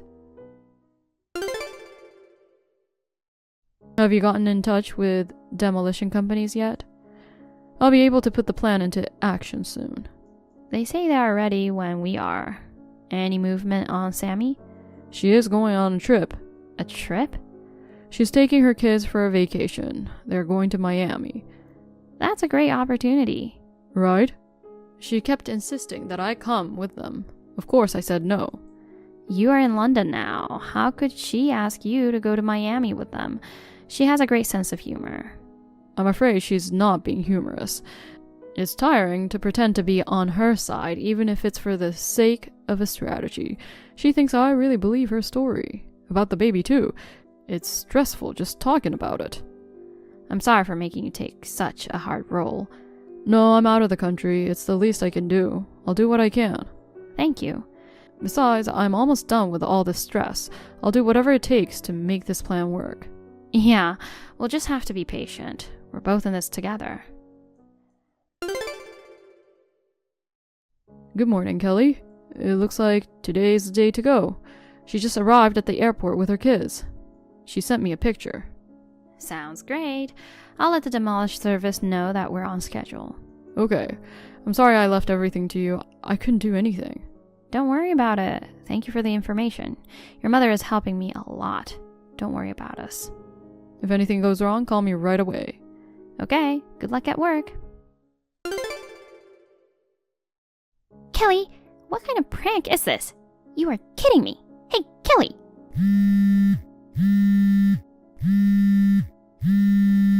Answer it. Don't ignore. Hello, Sammy. Welcome back. Did you enjoy your trip to Miami? How did you know I went to Miami? Or more importantly, where is my house? What? What are you talking about? Don't play dumb with me. My house is gone. Was there ever your house? It's the house I got from you. My house was gone, and the land had been cleared. Why? Didn't I tell you? I said I would have that house demolished. As I declared, I hired a demolishing service to do it. You are serious? I thought you were joking. Why did you demolish the house? It's hard to tell at a glance, but the house has deteriorated so much. We had originally planned to demolish it this year, but someone took over the house and made it uninhabitable, so we demolished it earlier than planned. Oh no. I'm going to build an apartment there. It's in a good location, and I will be able to earn income from rent. Wait. Stay away, because it's not safe to go near the construction site. What are you doing? You can't just tear down my house. Are you crazy? What I do with my house is my business, right? No, it's not. This is my house. Technically, it's my brother's house, but it's also mine. He found out your baby wasn't his, right? You were just trying to get attention from my brother, but it's not right to demolish someone's house without permission, is it? I'm going to file a claim for damages. I think you're the one who needs to understand. That's not Bob's house. What? Whose house is it then? It's my house. What? My parents' house was originally built there. As you know, my parents divorced when I was in high school and our family split up. The old family house was torn down, but the land belonged to my father, so he built a new house for me. He gave it to me when I graduated from high school. After that, he disappeared and I lost touch with him. I guess he thought it was his last present to his daughter. I am the current owner of the house and I pay the property tax. It is truly my house. What? What's that? Your parents' house was this close? I thought they were in a different state. I thought I told you before. I guess you didn't care about me. But something is wrong. Isn't it supposed to be in Bob's name when you guys got married? Not necessarily, at least not in my family. Oh my god, what'd I do? How should I explain to my brother? He was going to divorce you when he came back from London. He was going to live with us in this house. You don't have to worry about that. What? We're not getting a divorce. What? Bob knows you cheated on him. He knows the baby is not his. I'm sorry. We tricked you. Huh? Bob has known the whole situation from the beginning and is on my side. No way. He doesn't believe you at all. Oh no, he doesn't believe me? We were getting fertility treatments. There's no way the baby is not Bob's. No way. Then where am I going to go? If I don't have a home, I'll be homeless. My kids are worried. What should I do? Well, you should go to your parents' house. What? I've talked to your mother, and she's agreed to take care of you. My mom? Yes, you can thank your mom. Your mom doesn't want to live with you, but she agreed to accept you for my sake. I can live at my parents' house? Only for a limited time. What? You can only live there for a week. After a week, they're going to kick you out. No way. There's no way they'll kick out their grandchildren. Your mother is serious. Also, your parents got a call from your husband. What? Were you cheating on him? You didn't run away from him after you guys had a fight. Your husband found out about the affair and kicked you out of the house. Ugh. Your husband told you to leave by yourself, but you took the kids and left while he was at work. I thought if I was with my kids, my mom would take care of me. You were trying to get your mother's sympathy. But my mother didn't. Having a child with me was expensive. I couldn't afford to live in a hotel. I didn't know what to do. That doesn't mean you could take my house. I had nowhere else to go. Your husband is divorcing you. Divorce? Why are you surprised? You cheated on him. But what about our kids? He's going to take care of them. No. He's too busy working to raise kids. I heard your husband's parents live nearby. I'm sure they will support you. No. Usually mothers take care of their children after divorce, don't they? That's not always the case. You stole the duplicate key and took my house. I don't think you can raise your children properly. My kids don't want to leave me. They love me more than my husband. I don't know if that's true. Both of your children are in elementary school, right? They're old enough to know right and wrong. And they must have a pretty good idea that their mother is a dangerous person. You must be aware of that, don't you? Wait, then I'll be all alone. Aren't you going to marry the man you cheated on? I can't marry him. He's married. Yes, he is. I left him when my husband found out about the affair. He was terrible. He told me he was not serious with me. He didn't want to leave his wife. Your husband wants alimony and child support. Alimony? Isn't it obvious? I'm sure you'll be contacted through your lawyer soon. You've got to be kidding. There's no way I can afford to pay alimony. I spent all my money on vacations. I don't give a damn about that. Well, I'll leave you now. Wait!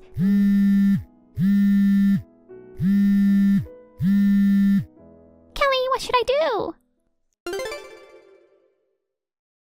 I've been in a lot of trouble because of you. It's really bad.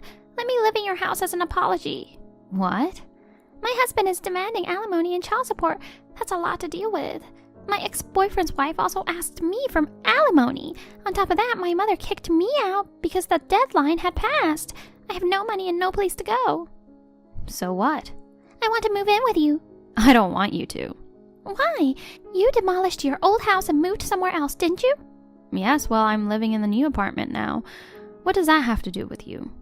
My brother is still in London, so you can let me live there, right? Don't you feel sorry for me because I have nowhere to go? I don't. I don't feel sorry for you.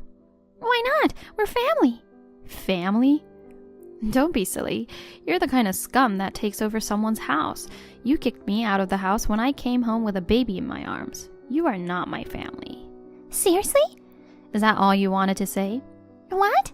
I'll never tell you where we live, and there's no way you're moving in. Wait, then can I borrow some money? Huh? My savings won't be enough to pay alimony and child support. It's not easy to find a job. I'll pay you back later. Can I borrow $30,000? I refuse. $15,000? You have a decent job. You have some money, right? I have no intention of lending you a penny. You have to do something on your own. If you don't want to become a homeless person, you should work for yourself. Why no one is helping me? Why do I have to go through such a hard time alone? It's your own fault. Well then. Please, don't abandon me. Kelly!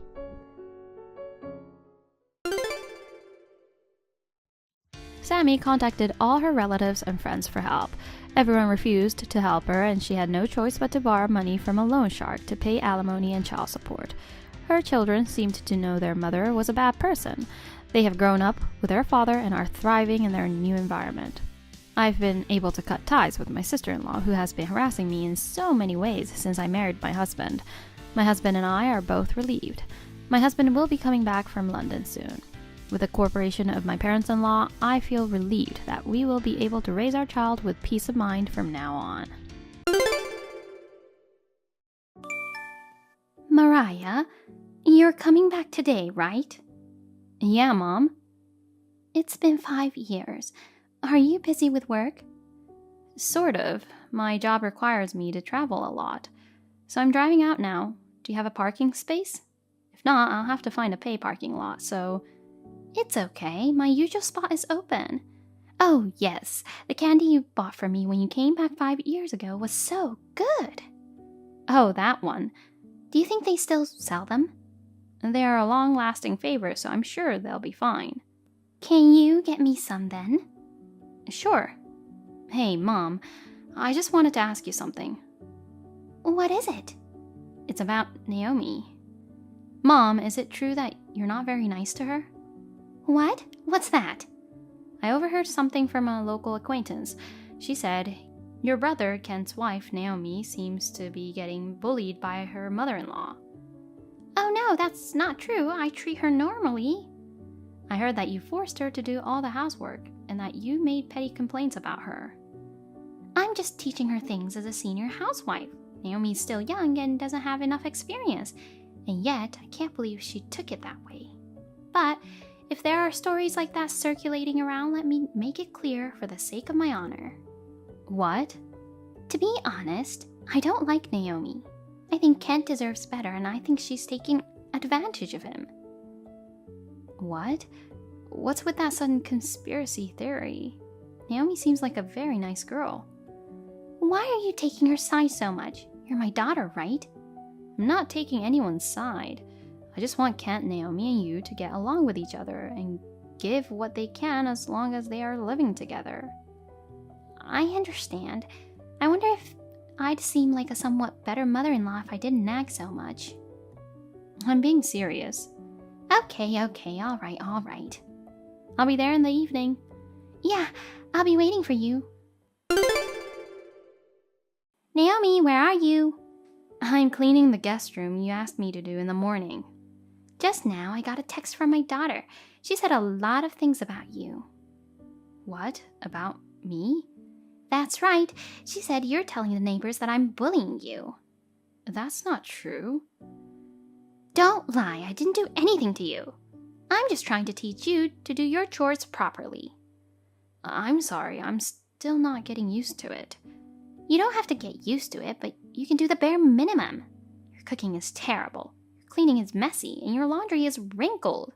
How can you be Kent's wife if you're like that? Do you realize that you're actually causing me a lot of trouble? I didn't mean to. It's not an intention, it's a result. Consequences.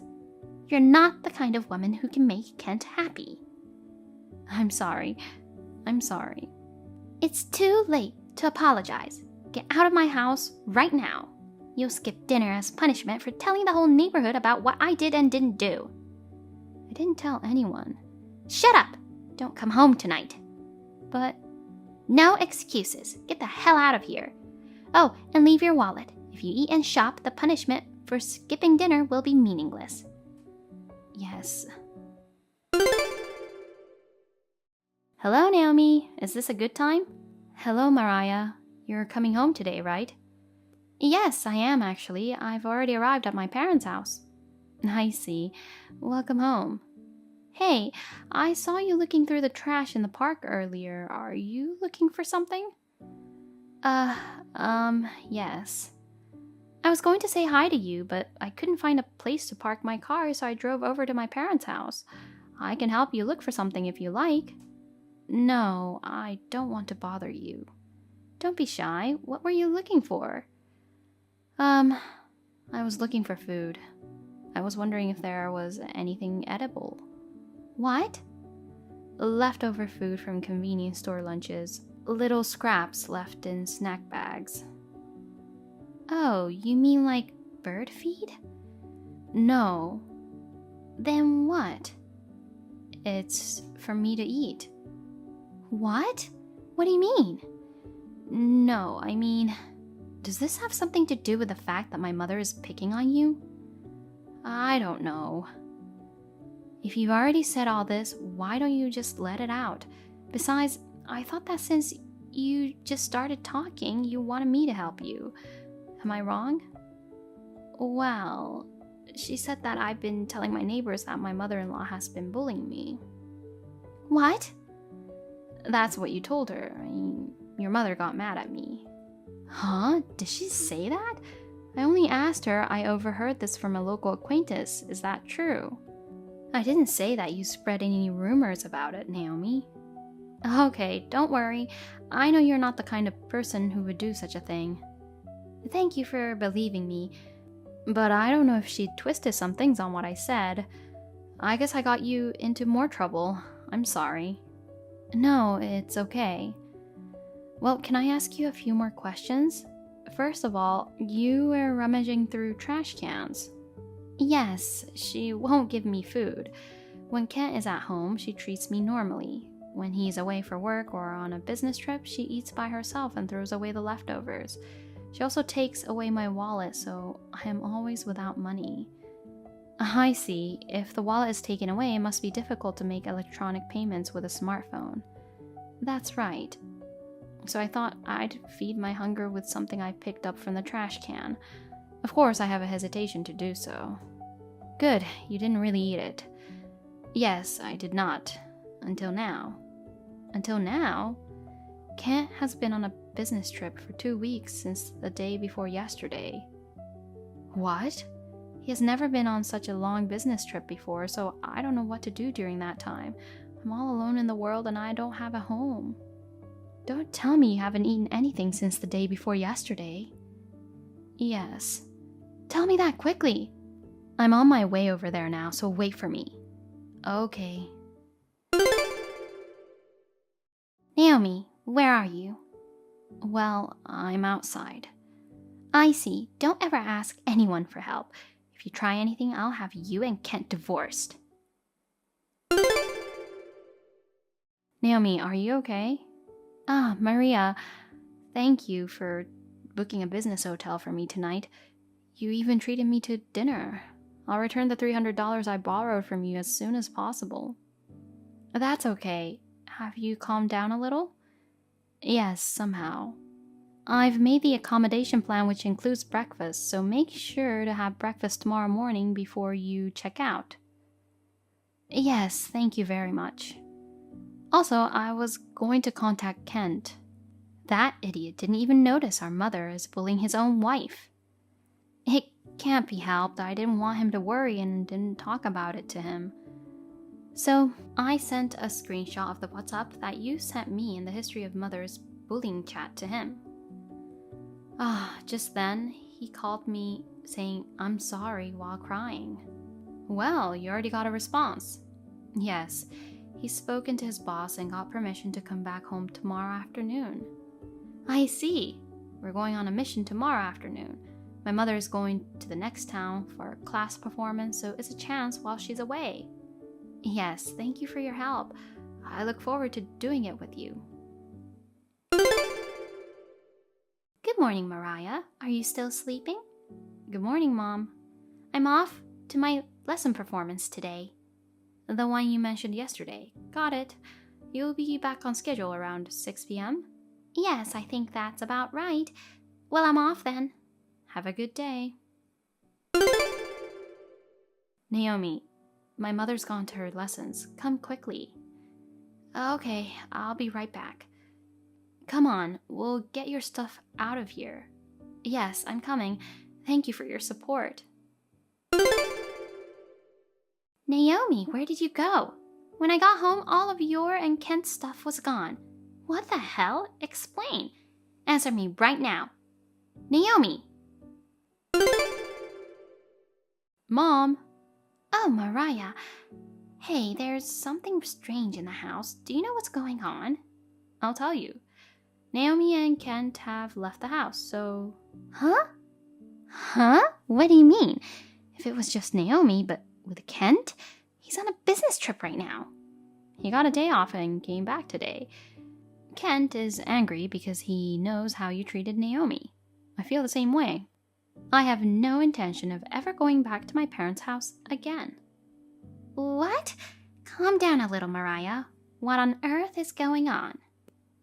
To briefly summarize, against Naomi, Kent and I are both angry at you for taking away Naomi's money and not feeding her. In order to rescue Naomi as soon as possible, we planned to escape from you while you were away and completed the move. I guess that means... Huh? Well, just... And from here, I'll tell you why I showed up at my parents' house for the first time in 5 years. Huh? Isn't it just a homecoming? The purpose of my return home is to ask you to vacate the land and your house. Huh? You are aware that this land and house are still in my dad's name, right? At the time of the divorce 5 years ago, to you who did not want to leave this house no matter what, my dad had no choice but to give in and allow you to continue to live in the house for $600 rent. What? Rent? I knew you forgot. Or rather, you didn't grasp it, did you? Up until now, Kent had been paying $400 and I had been paying $200. The reason why Kent didn't leave the house for a long time is that he couldn't leave even if he wanted to because of the financial burden. Huh? Let me go back to the story. My dad went through a lot in the 5 years since the divorce. He decided to liquidate his estate for the future. In the house that you were staying in, my dad asked me about it and I was going to negotiate patiently to get you to leave. When I came here, I found out that you were bullying your daughter-in-law more than I thought. I decided that there was no need to give you any more time to leave. That's why we had to get Kent and Naomi out first. What did you say? Next, I'm going to ask you to leave, Mother. What are you talking about? You're my daughter. Why are you taking your father's side? That man left me to live with another woman. Do you know how frustrated I was when I found that out after the divorce? And yet, he wants to take the land and houses away from poor me.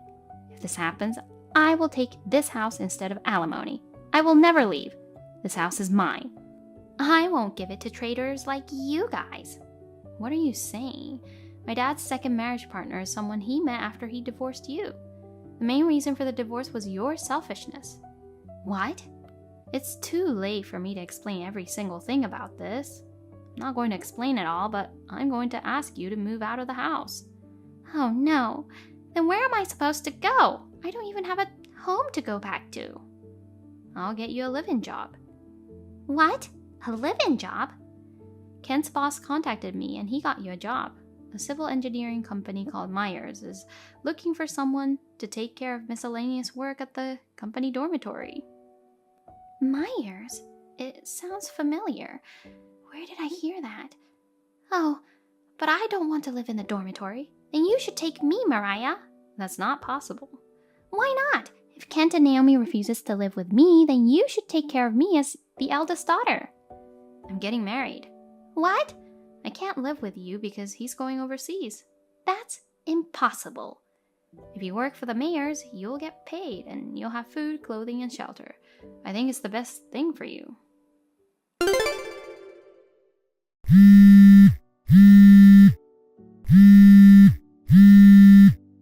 I remember now, Mayors. Once the son of a friend of mine was a skinny, troubled kid taken away in a black van. A few years later, he came back as a different, serious person, as if he had been remodeled. I don't want to. It's a scary place.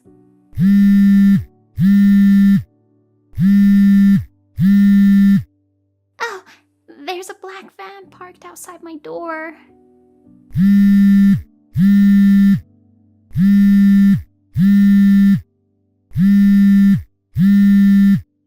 Mariah! When they went to pick up my mother, they seemed to have had some trouble. My mother arrived at the Mayer Company dormitory and immediately started work the next day. Incidentally, the company dormitory was for women only and was full of strong female employees who had been trained for field work.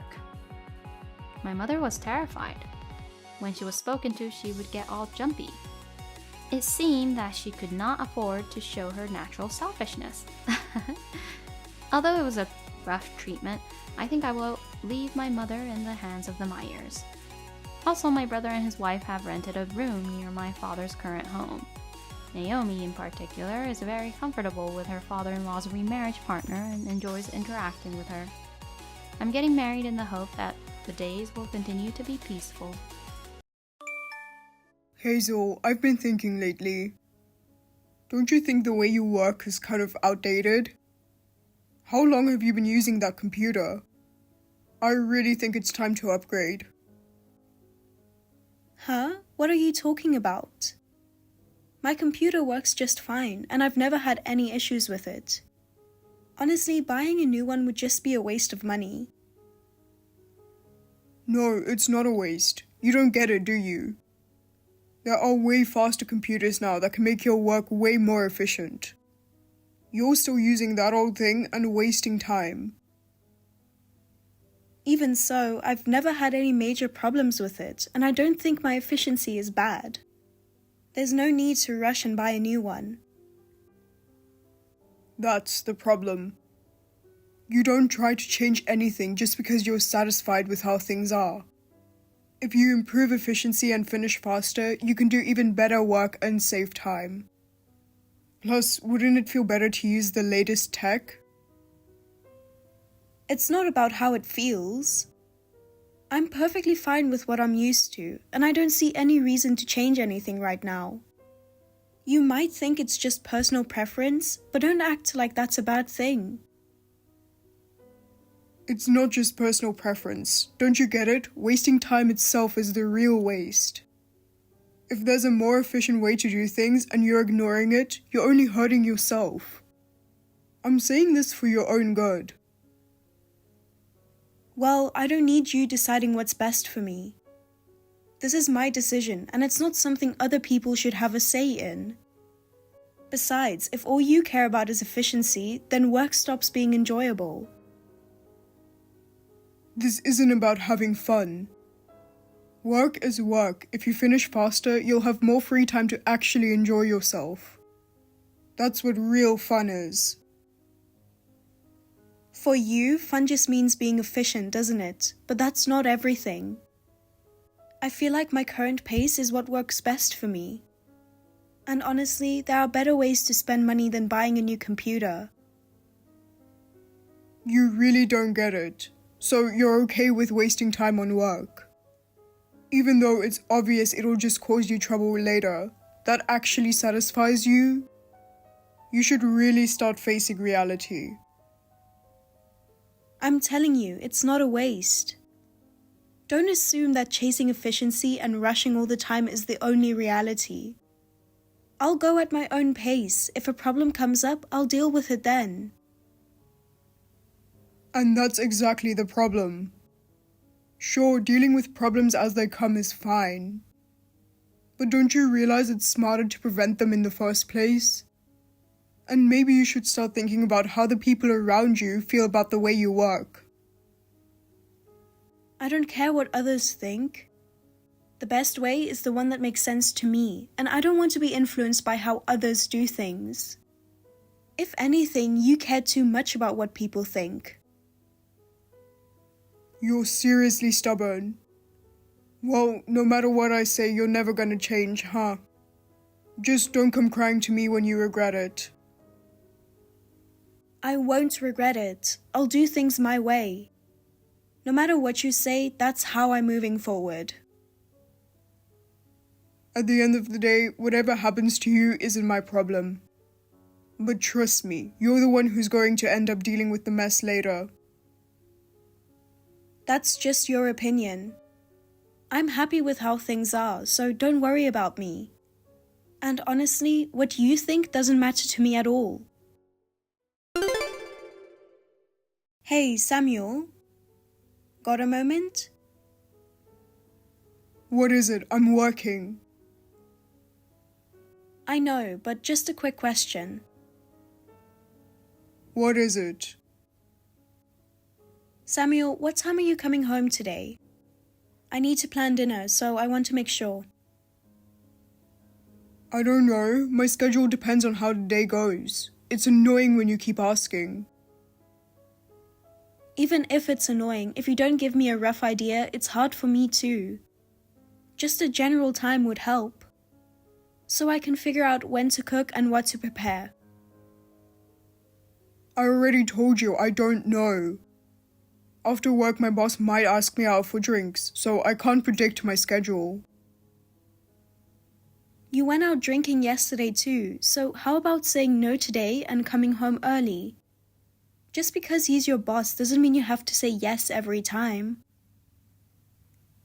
If it were that easy to turn down, I wouldn't be struggling. If I refuse my boss's invitation, it could hurt my relationship with him and even affect my job. But just for today, I really want you to come home early. There's something I need to talk to you about. Something to talk about?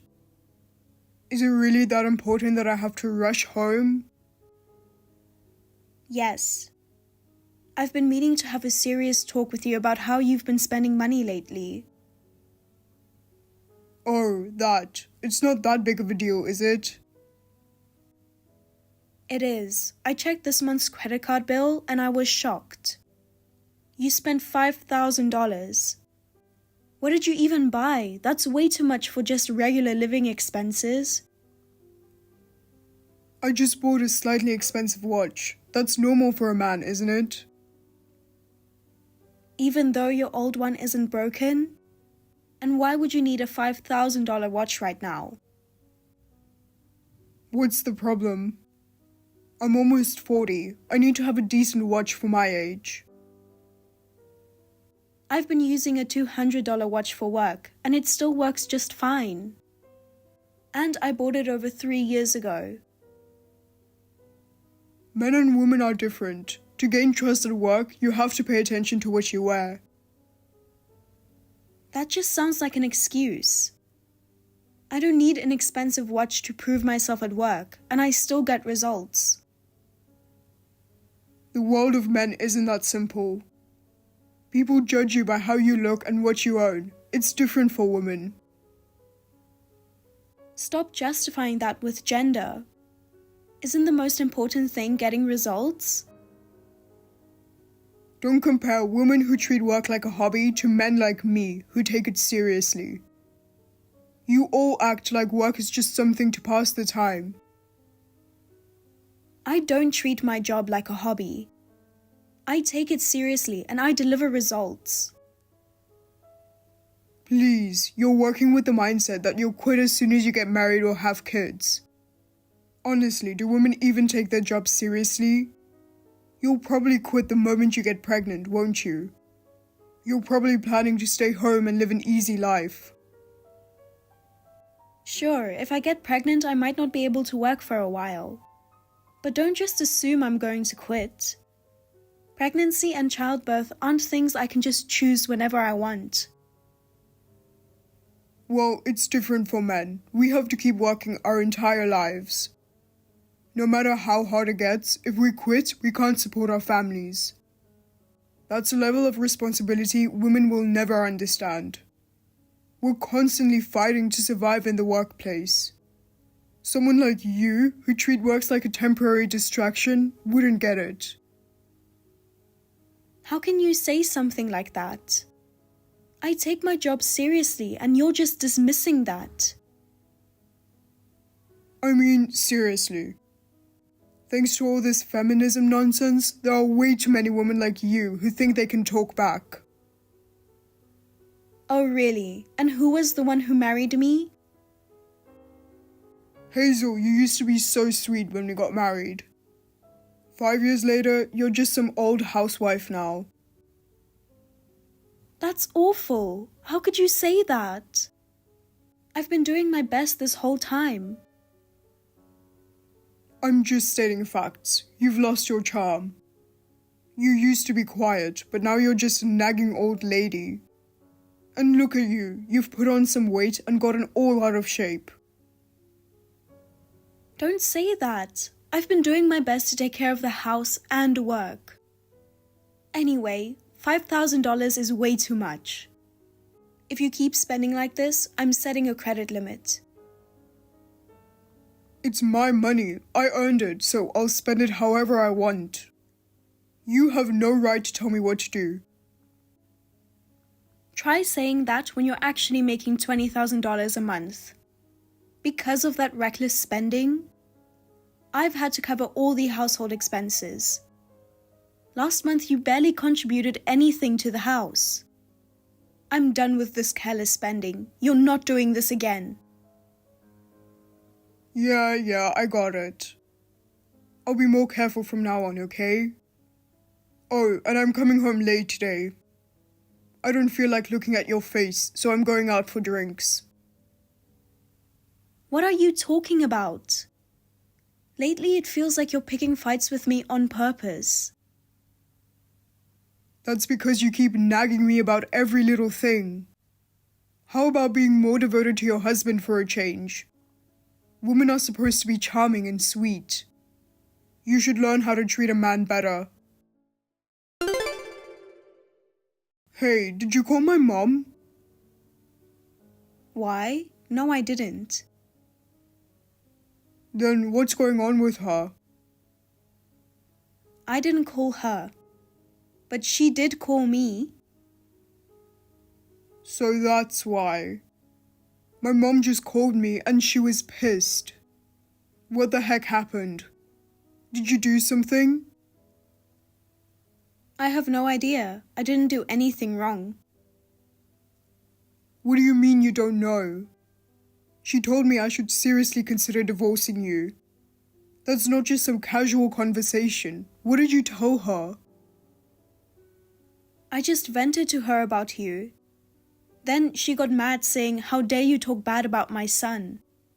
She asked me first about how you were doing. So now I'm the bad guy for answering? That's ridiculous. Venting? What exactly did you say? If my mom's that furious, it must have been bad. Tell me what you told her. What do you think I told her? About your reckless spending, the awful things you've been saying to me, and the fact that you've barely been coming home. You seriously need to stop blabbing about our private life to other people.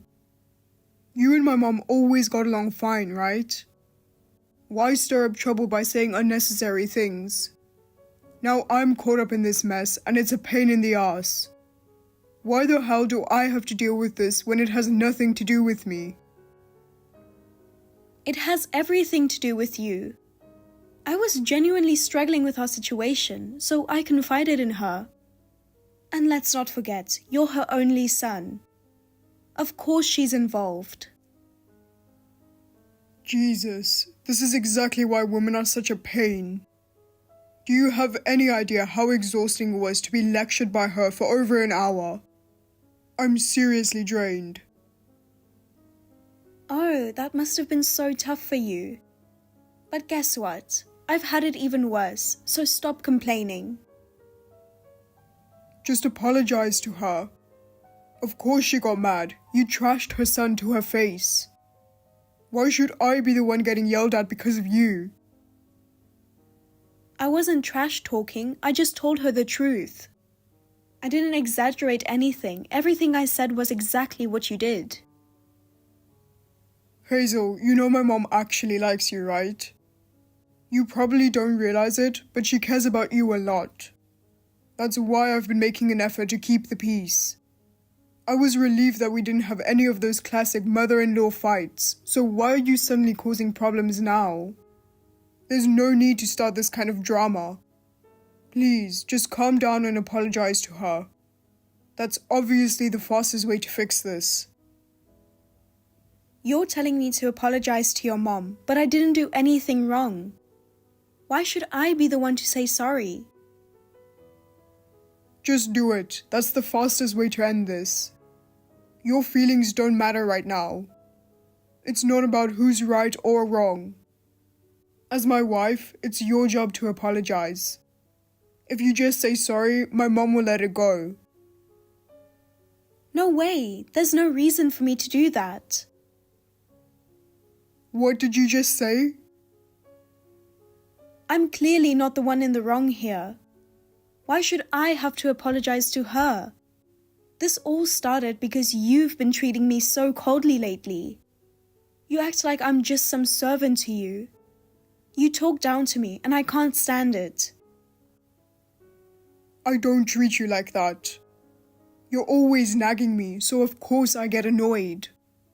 You're the one who keeps making me angry. Just apologize to my mom. That's all it takes to fix everything. Absolutely not. I didn't do anything wrong, so I won't apologize. From now on, I'm leaving your mom's issues to you. I won't be contacting her ever again. What? Hold on a second. Dealing with my mom is your responsibility. Too bad. You're on your own now. Wait a second. No, this is getting way too drawn out. Stop dumping everything on me. And you should think about your relationship with my mom too. Don't just shove it all onto me. Hey, Hazel, are you even listening? Hello? Hazel, you home? Yeah, why? Well, you haven't been reaching out at all lately. So I was wondering if something was wrong. I see. No, nothing's wrong. I'm gonna be late again today. Work's taking longer than expected, so I won't be home early. Don't bother making dinner. I'll grab something on my own, so don't worry about it. You haven't really been saying much lately. You used to talk to me a lot more. Yeah, I guess. I just don't really have much to say anymore. And even if I did, nothing would change, so I figured there was no point in wasting my breath. Hey, what's with that cold response? Shouldn't you have something more to say to me? You don't like it when I nag, right? So I'm keeping quiet on purpose. I'm giving you exactly what you wanted. Silence. Why do you always have to talk like that? You could just be honest for once. Even if it's a lie, can't you at least say you're lonely? What would be the point? Even if I said that, nothing would change. You're always buried in work and have no intention of doing anything about it. So I just don't see the point. Gosh, whatever, fine. If that's how you feel, I won't force you. But for what it's worth, I do make an effort for you. I'm going back to my parents' place next week. I want to take some time to talk with my mom. Why? Am I not allowed to go with you? Is it that bad if I come along? I'm telling you not to come, don't you get it? Mom's still mad and doesn't want to see your face. Don't go making things worse. I even delayed my visit because she asked me to. If you show up, she's just going to be even more pissed. Oh, I see. She hates seeing me that much, huh? Got it. In that case, maybe I should go. You know, the more you tell me not to, the more tempting it gets. Hey, what's with the aggressive vibe you're giving off? Are you trying to pick a fight with not just me, but my mom too? You and your mom were the ones who started this fight. I'm just saying I'll finish what you started. Is that a problem? You seriously need to knock it off. You know this attitude isn't going to get us anywhere. If you come with me, you and my mom are just going to start fighting again. That's why I'm telling you to stay home. I'll go alone and handle things. I won't say anything. I'll just sit there quietly. I'm not taking you when you're already not getting along with her. So just stay home and keep quiet, got it? I'm going, so don't call or text me. Seriously, don't even think about contacting me. Samuel, what's the plan for today? Huh? Plan? What are you talking about? Why are you acting so nervous? You're coming back from your parents' place today, right? Are you getting home by tonight? Around what time do you think you'll arrive? Sorry, I can't make it today. Wait, what? Why not? Mom's insisting I stay over tonight. I'll come back tomorrow. Your mom is sitting right next to me. What? It's me, your mother. Where exactly are you right now? I'm with Hazel right now. Huh? Mom? What are you talking about? Is it really you? That's exactly what I want to ask you. What have you been saying this whole time? Samuel, you never even came back to our house, right? I'm sitting here with Hazel right now. Care to explain this little situation? Wait, what? Mom, is that really you? Of course it is. I'm the one who gave birth to you. Your real mother, without a doubt. Since yesterday, I've been staying over at your house with Hazel. You said you were going back for Uncle Tom's 60th birthday celebration, right? Funny thing is, that already happened last month. So, why the need to tell such an obvious lie? What exactly are you up to? Well, actually, I just kind of wanted to go on a solo trip. I needed a little getaway, you know, just to clear my head. But I couldn't come up with a good excuse. I mean, doesn't it sound kind of lame to just take a trip alone? So I didn't mean to lie, but I just didn't know how to explain it. Oh, you called it a solo trip, but tell me, were you really alone? I heard you stayed at a hotel with a woman. How exactly do you plan on explaining that? What? How do I know all this? Simple. I saw everything. Huh? Wait a second. Does that mean... Mom, are you also here? Of course not. I told you, I'm with Hazel. But I got reports on everything you did. We know exactly where you've been. Reports? Yeah, actually, we hired a private investigator to look into your affair. Wait, what? I don't understand. Mom, why would you do something like that? How long have you been spying on me? Weren't you on my side? Didn't you tell me I should consider divorcing Hazel? I wanted to know what you were really up to, so we set you up. Hazel came to me worried because your behavior had clearly changed. Then suddenly you announced you were going back home for no reason? It was suspicious, so we decided to investigate. No, hold on. This isn't what it looks like. What do you mean? What kind of excuse could you possibly have for cheating? I always knew you were irresponsible. But I never thought you'd go so far as to betray Hazel. And with someone over 10 years younger than you. I'm disgusted. What were you thinking? Come back home right now and divorce Hazel. She deserves way better than a pathetic son like you. If this is what you were going to do, you should have never gotten married in the first place. Hazel, please just answer me. Hazel, I need to talk to you. You are my sunshine. No, wait, how am I even supposed to say this? Wait. Is this Hazel or is it my mom again? I can't even tell anymore. Doesn't matter. It has nothing to do with me. No, it does matter. This is important to me. I don't want my mom to hear this. I need to say it to you. Not interested. I don't care what you have to say. It is you, Hazel, isn't it? Finally. I finally got a response from you. Even just hearing back from you, I'm grateful. Thank you. You're annoying. Just get to the point. I'm never coming back home.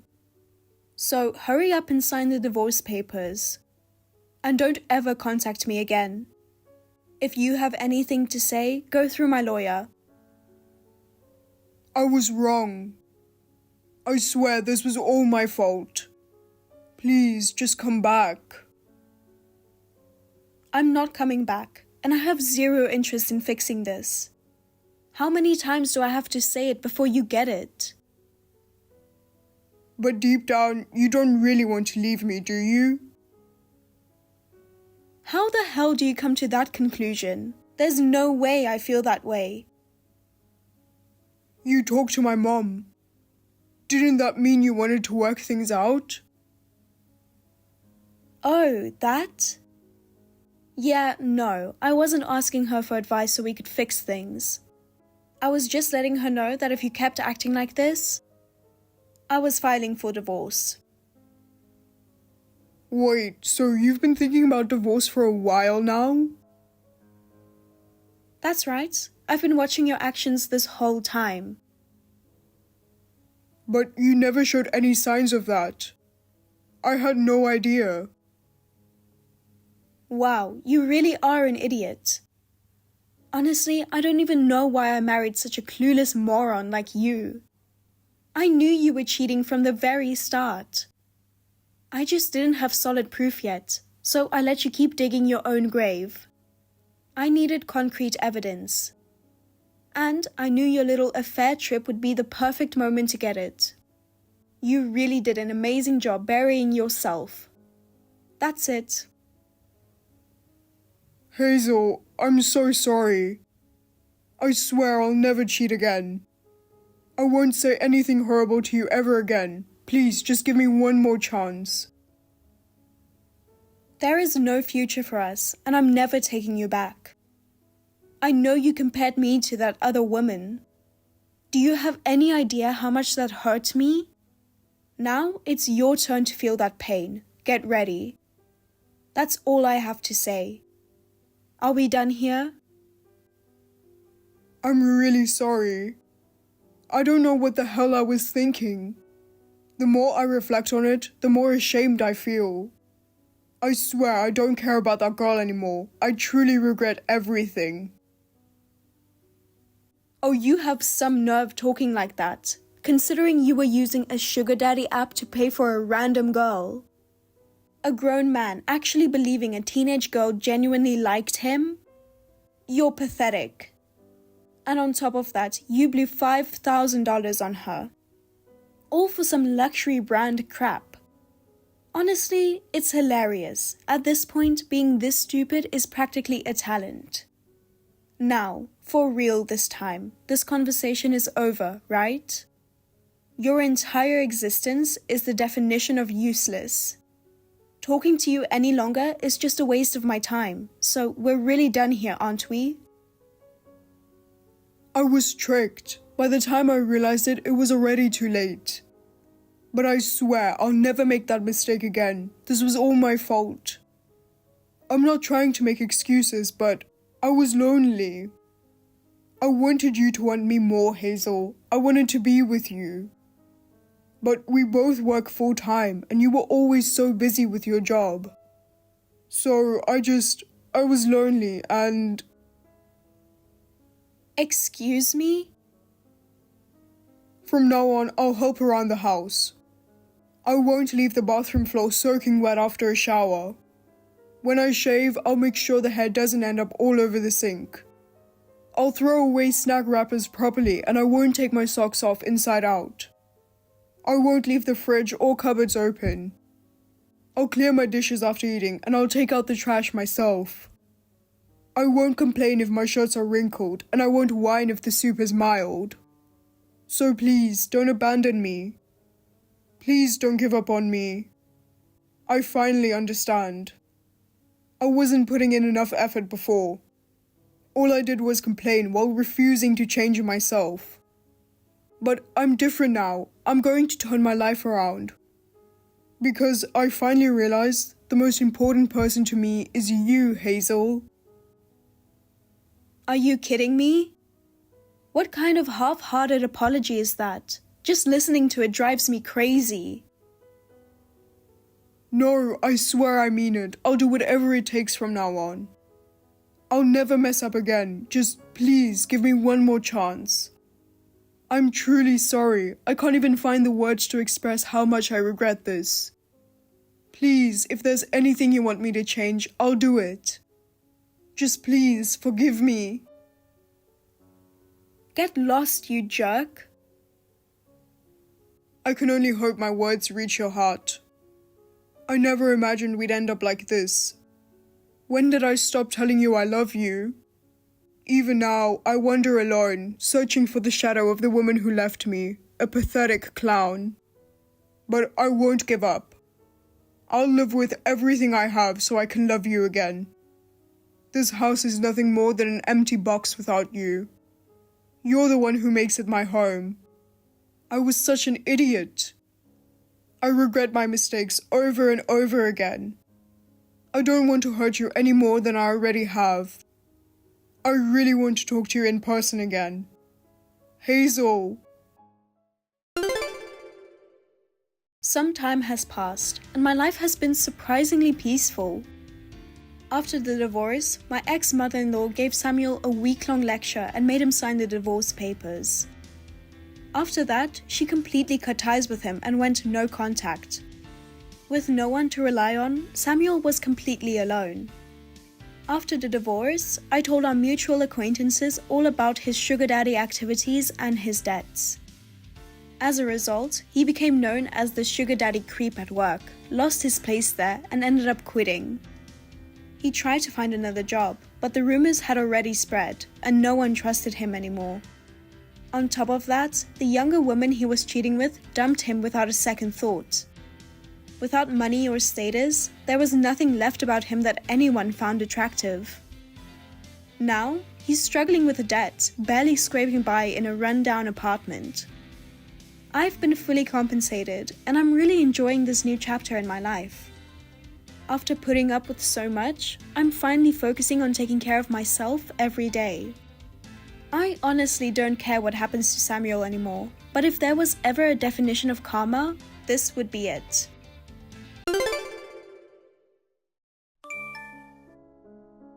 Hey, Julie, can we talk? Hello, Mom.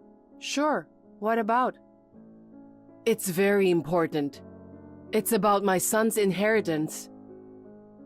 Inheritance? We just finished Louis's funeral. You're already talking about inheritance? Yes.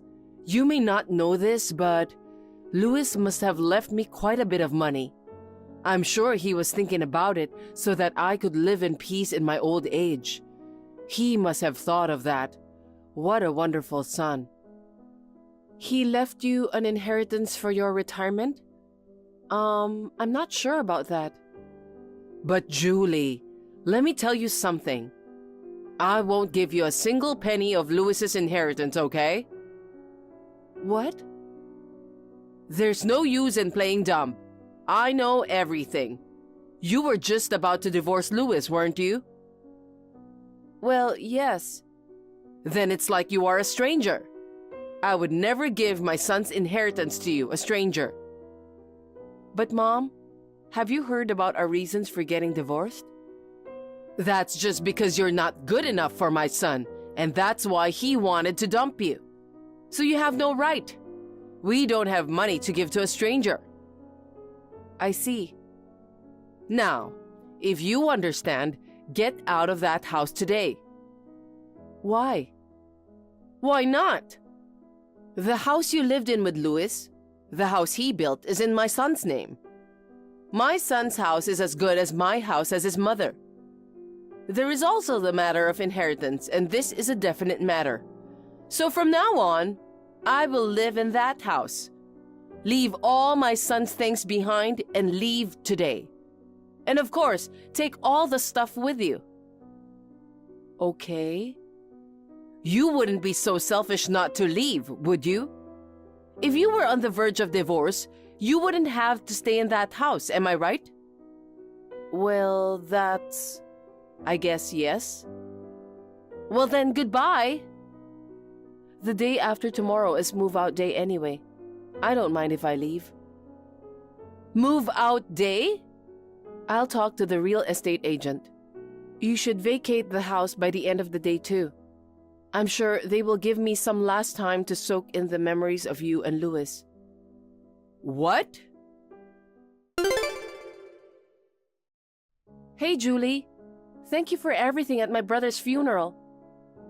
Hi, Becca. I heard that you got sick after the funeral. How are you feeling? Well, I took some time off work and resting now. But thanks to you, I'm feeling better now. I've been very busy with work recently, and I've been very tired. And then the funeral came along, so that's probably the cause. I see. You really need to take a good rest. Yeah, you too. Thank you for giving me a proper send-off despite everything that happened between you and my brother. Don't worry about it, Becca. By the way, I'm sorry about my mother. What? While I was sick, it seemed my mother made a terrible mistake and caused trouble. She kicked you out of the house and said she was going to live there herself, didn't she? Yes. I guess she's probably at that house by now. I knew it. She doesn't seem to have a clear understanding of inheritance. No matter how much I tried to explain it to her, she wouldn't listen to me. My father is having a hard time with this too. Oh, really? Julie, I'm sorry to bother you at this hour. Is it possible to meet with you now? I'd like to discuss the current situation, including my mother's, and discuss our future. Sure. I'm staying at a hotel in front of the station tonight. There's a coffee shop on the first floor of the hotel. How about we talk there? It's the Greenwoods Hotel at the north exit. Oh, that will be great. It's close to my house. I'll be right there.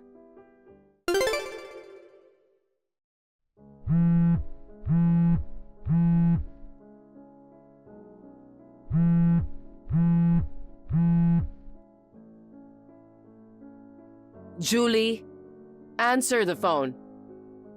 Hey, Mom. Sorry, I was on the train. What on earth is going on? About what?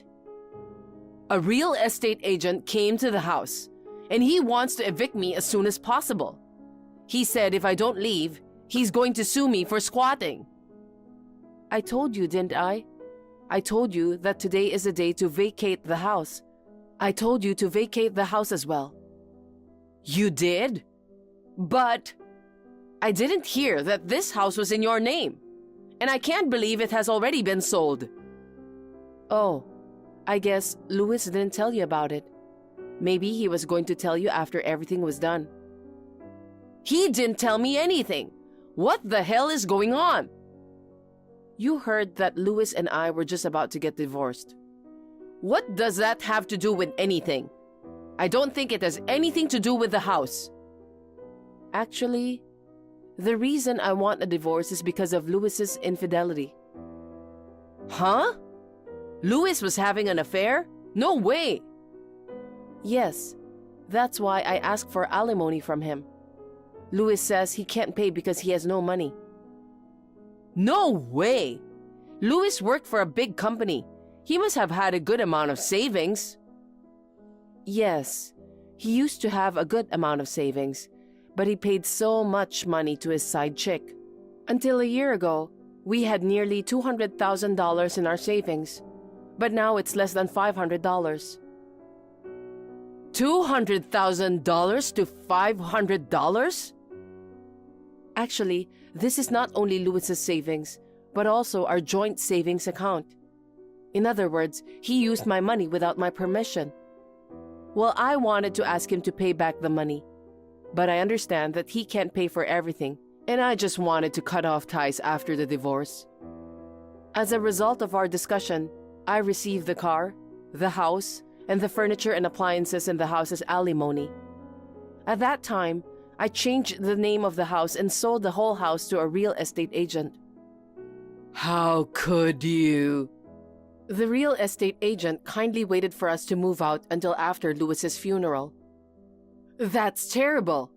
This house is like a memento of my son. How can you sell it off without a second thought? Don't you have a heart? Why are you blaming me? It's his fault that things turned out this way.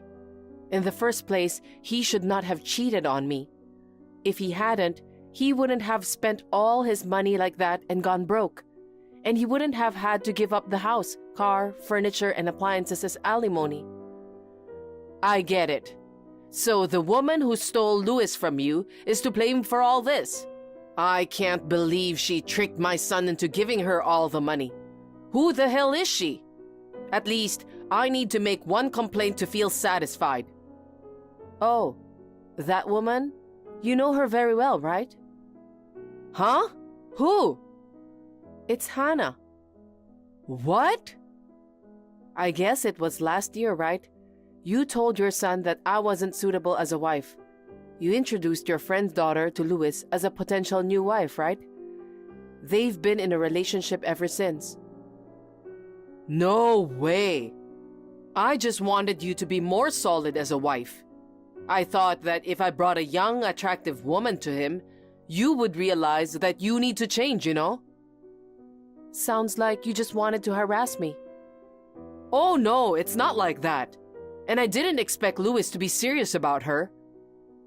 But as it turns out, you made Louis cheat.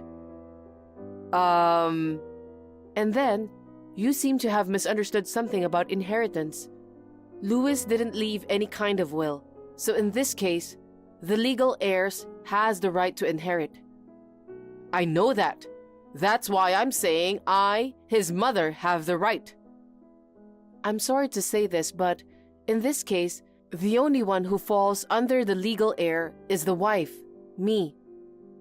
What? Why? I'm his biological mother. I mean, this is connected to what I was saying earlier.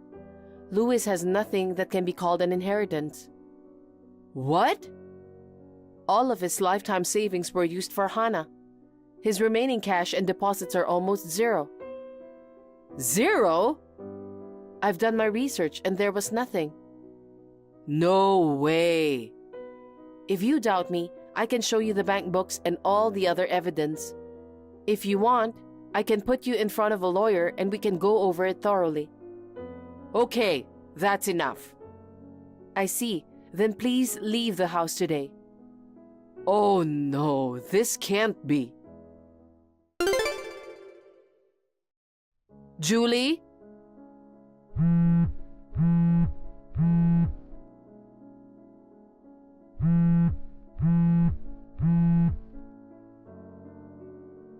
I just went to your parents' house and found a total stranger living there. Our family moved out 6 months ago. What? You didn't know? I think my parents told you about it. What? So why did you decide to go to my parents' house? Maybe you're looking for me, but I'm not at my parents' house, okay? It's too far away from my workplace. Then where are you now? Tell me. I'm temporarily staying with a relative. Relative's house? Where is it? I will go there now. Just tell me. I won't tell you. We are no longer related, remember? Not related? You married my son. Even if Louis passed away, it doesn't change the fact that you married into our family. You must support me. No, there is no such law. However, I've already filed for a legal separation with the authorities. What? What does that mean? It means I've officially severed all legal ties with my deceased spouse's blood relatives. Now that means we are legally disassociated. We are strangers. What? That's why I am not obligated to tell a stranger my parents' current address. I am also under no obligation to support you as a stranger. Then what am I supposed to do now? Who is going to support me when my son is gone? Oh yeah, your husband divorced you, didn't he? How did you know about that? I've heard a lot about you from Becca. Lewis's death was caused by a car accident. Hannah was a passenger in the car at the time, right? They went on a road trip behind my back, and they got into an accident. Hannah only suffered minor injuries. So if only Lewis hadn't cheated on me, he might still be alive today. However, the person he was having an affair with was the person you introduced to Lewis, and the reason for the introduction was to harass me. Naturally, your husband and Becca know everything about it. I heard that he was furious and decided to divorce you, and Becca also decided to cut off ties with you, right? I never thought it would come to this. I certainly didn't expect it to end this way. In the first place, introducing another woman to your son who is married is insane, isn't it? You encouraged your son's infidelity. I think you deserved it. Hey, help me out here. What? I have nowhere to go. My husband has left me, and my daughter has left me.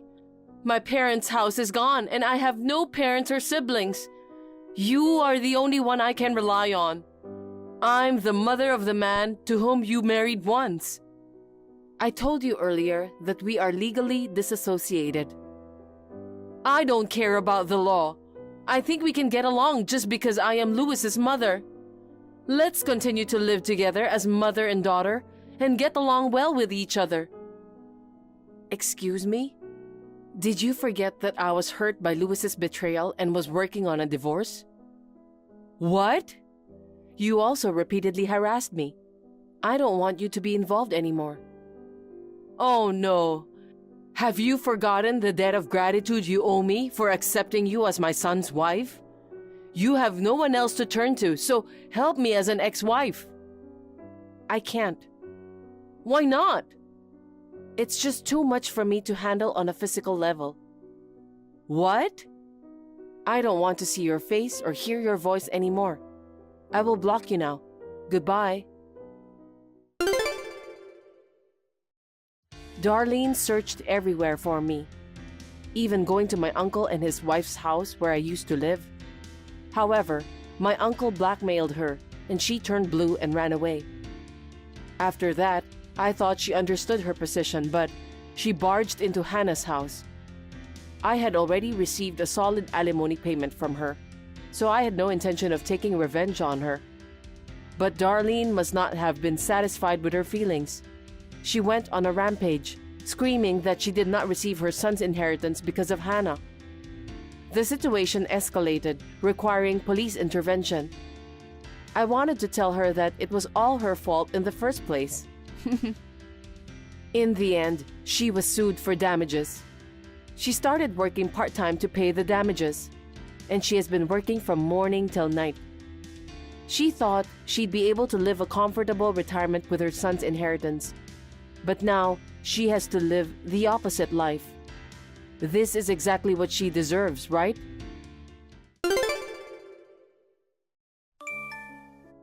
Amanda, where are you now? I tried calling Anthony, but he didn't answer at all. I messaged him, but he didn't read my messages. That's why I'm contacting you. Amanda? Seriously, you're not reading my messages too.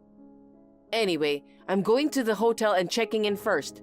You guys hurry up and get over here, okay? Hey, what's going on? I just came from the front desk of the hotel, and they said they don't have a reservation for me. Anyway, call me as soon as possible. Sorry for the late reply, Mom. I waited forever. I've been trying to reach you. Where the hell have you been? I'm sorry. I turned off my phone until now. What? Why did you bother to do that? If your phone is out of service, you won't be able to contact me. No, it will only be out of service for a few hours, and I can get in touch with you if I turn it on again. I had it turned off because I wanted to enjoy my rare airplane trip. Airplane? Why would I need to fly to Las Vegas? Las Vegas? That's right. Las Vegas is only a few hours' drive from your place, right? Why do you need to fly? Don't make up some weird excuse just because you're late getting back to me. It's not an excuse. Anyway, what about Anthony? I've been messaging him, but he still hasn't read them. He's right next to me. He's turned off the phone for a long time too. He said he hasn't read the messages from you yet. Oh, I see. So, where are you two now? We're in a cab on our way to where we're staying. What? Where's the hotel? I went to the front desk and they said they didn't have a reservation. I'm sorry, I'm a little confused. I can't see what you're talking about. You're traveling too? Is there any trouble there? What are you talking about? You didn't tell me your arrival time and waited for you two at the station, but you didn't show up. What? I get it. You changed hotels at the last minute, didn't you? You should have called me when it's important like that, for heaven's sake. So, where's the hotel? Anthony just checked your messages. Did you by any chance try to follow us on our honeymoon? That's what I told Anthony, right? I'm not a fan of flying, so I asked him to change it to Las Vegas. I also showed him the brochure of the hotel we wanted to stay at. And I asked Anthony to reserve a room for me. This is not what he promised. Mom? What? Anthony looks very exhausted right now. Why?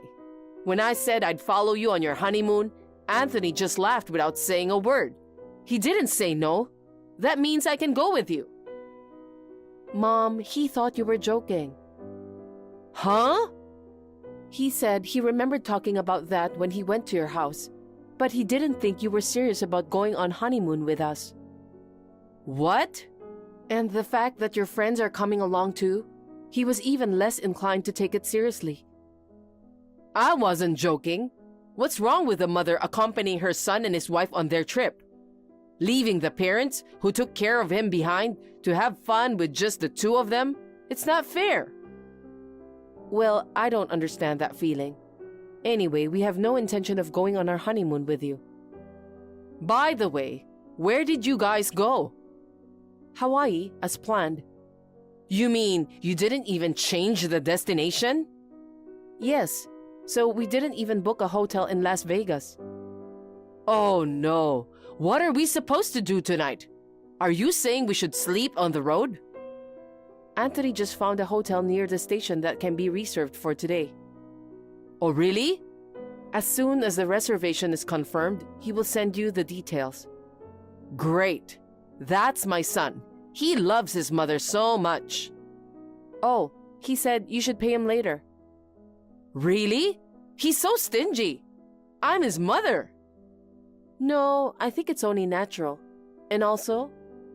What? Anthony said he'll talk to you properly about it later, but he was going to cancel the plan to live with you and Dad. What? Why? Don't you understand? Anthony fears that this is a bad sign for the future relationship between us. Anthony is really concerned. Oh, wait a minute. That's not true, is it? Anthony's a kind boy who loves his mother. There's no way he would abandon me. I think he's making this decision because he's a kind and gentle boy who loves his mother. According to Anthony, you've always been a bit of an over-involved person, but this is going to spur on even more. I think it would be better for both of us if we didn't live together. Oh no. What about you, Amanda? You don't think so, do you? You'll live with me, right? I'm sorry, but I agree with Anthony. Don't say that. Anthony said he'll talk about it with Dad next time. So that's all I wanted to say. Hey! Now, if you'll excuse me. I don't want you to do that. I told my friend that I live with my son and his wife. She told me how jealous she is that I have a loving son and daughter-in-law. But how can I tell her that it's not happening anymore? I don't even know how to explain that we didn't get a hotel reservation. Please come over here now. Hey, pick up the phone. Thank you for watching. Please rate the video and subscribe to our channel. See you in the next video!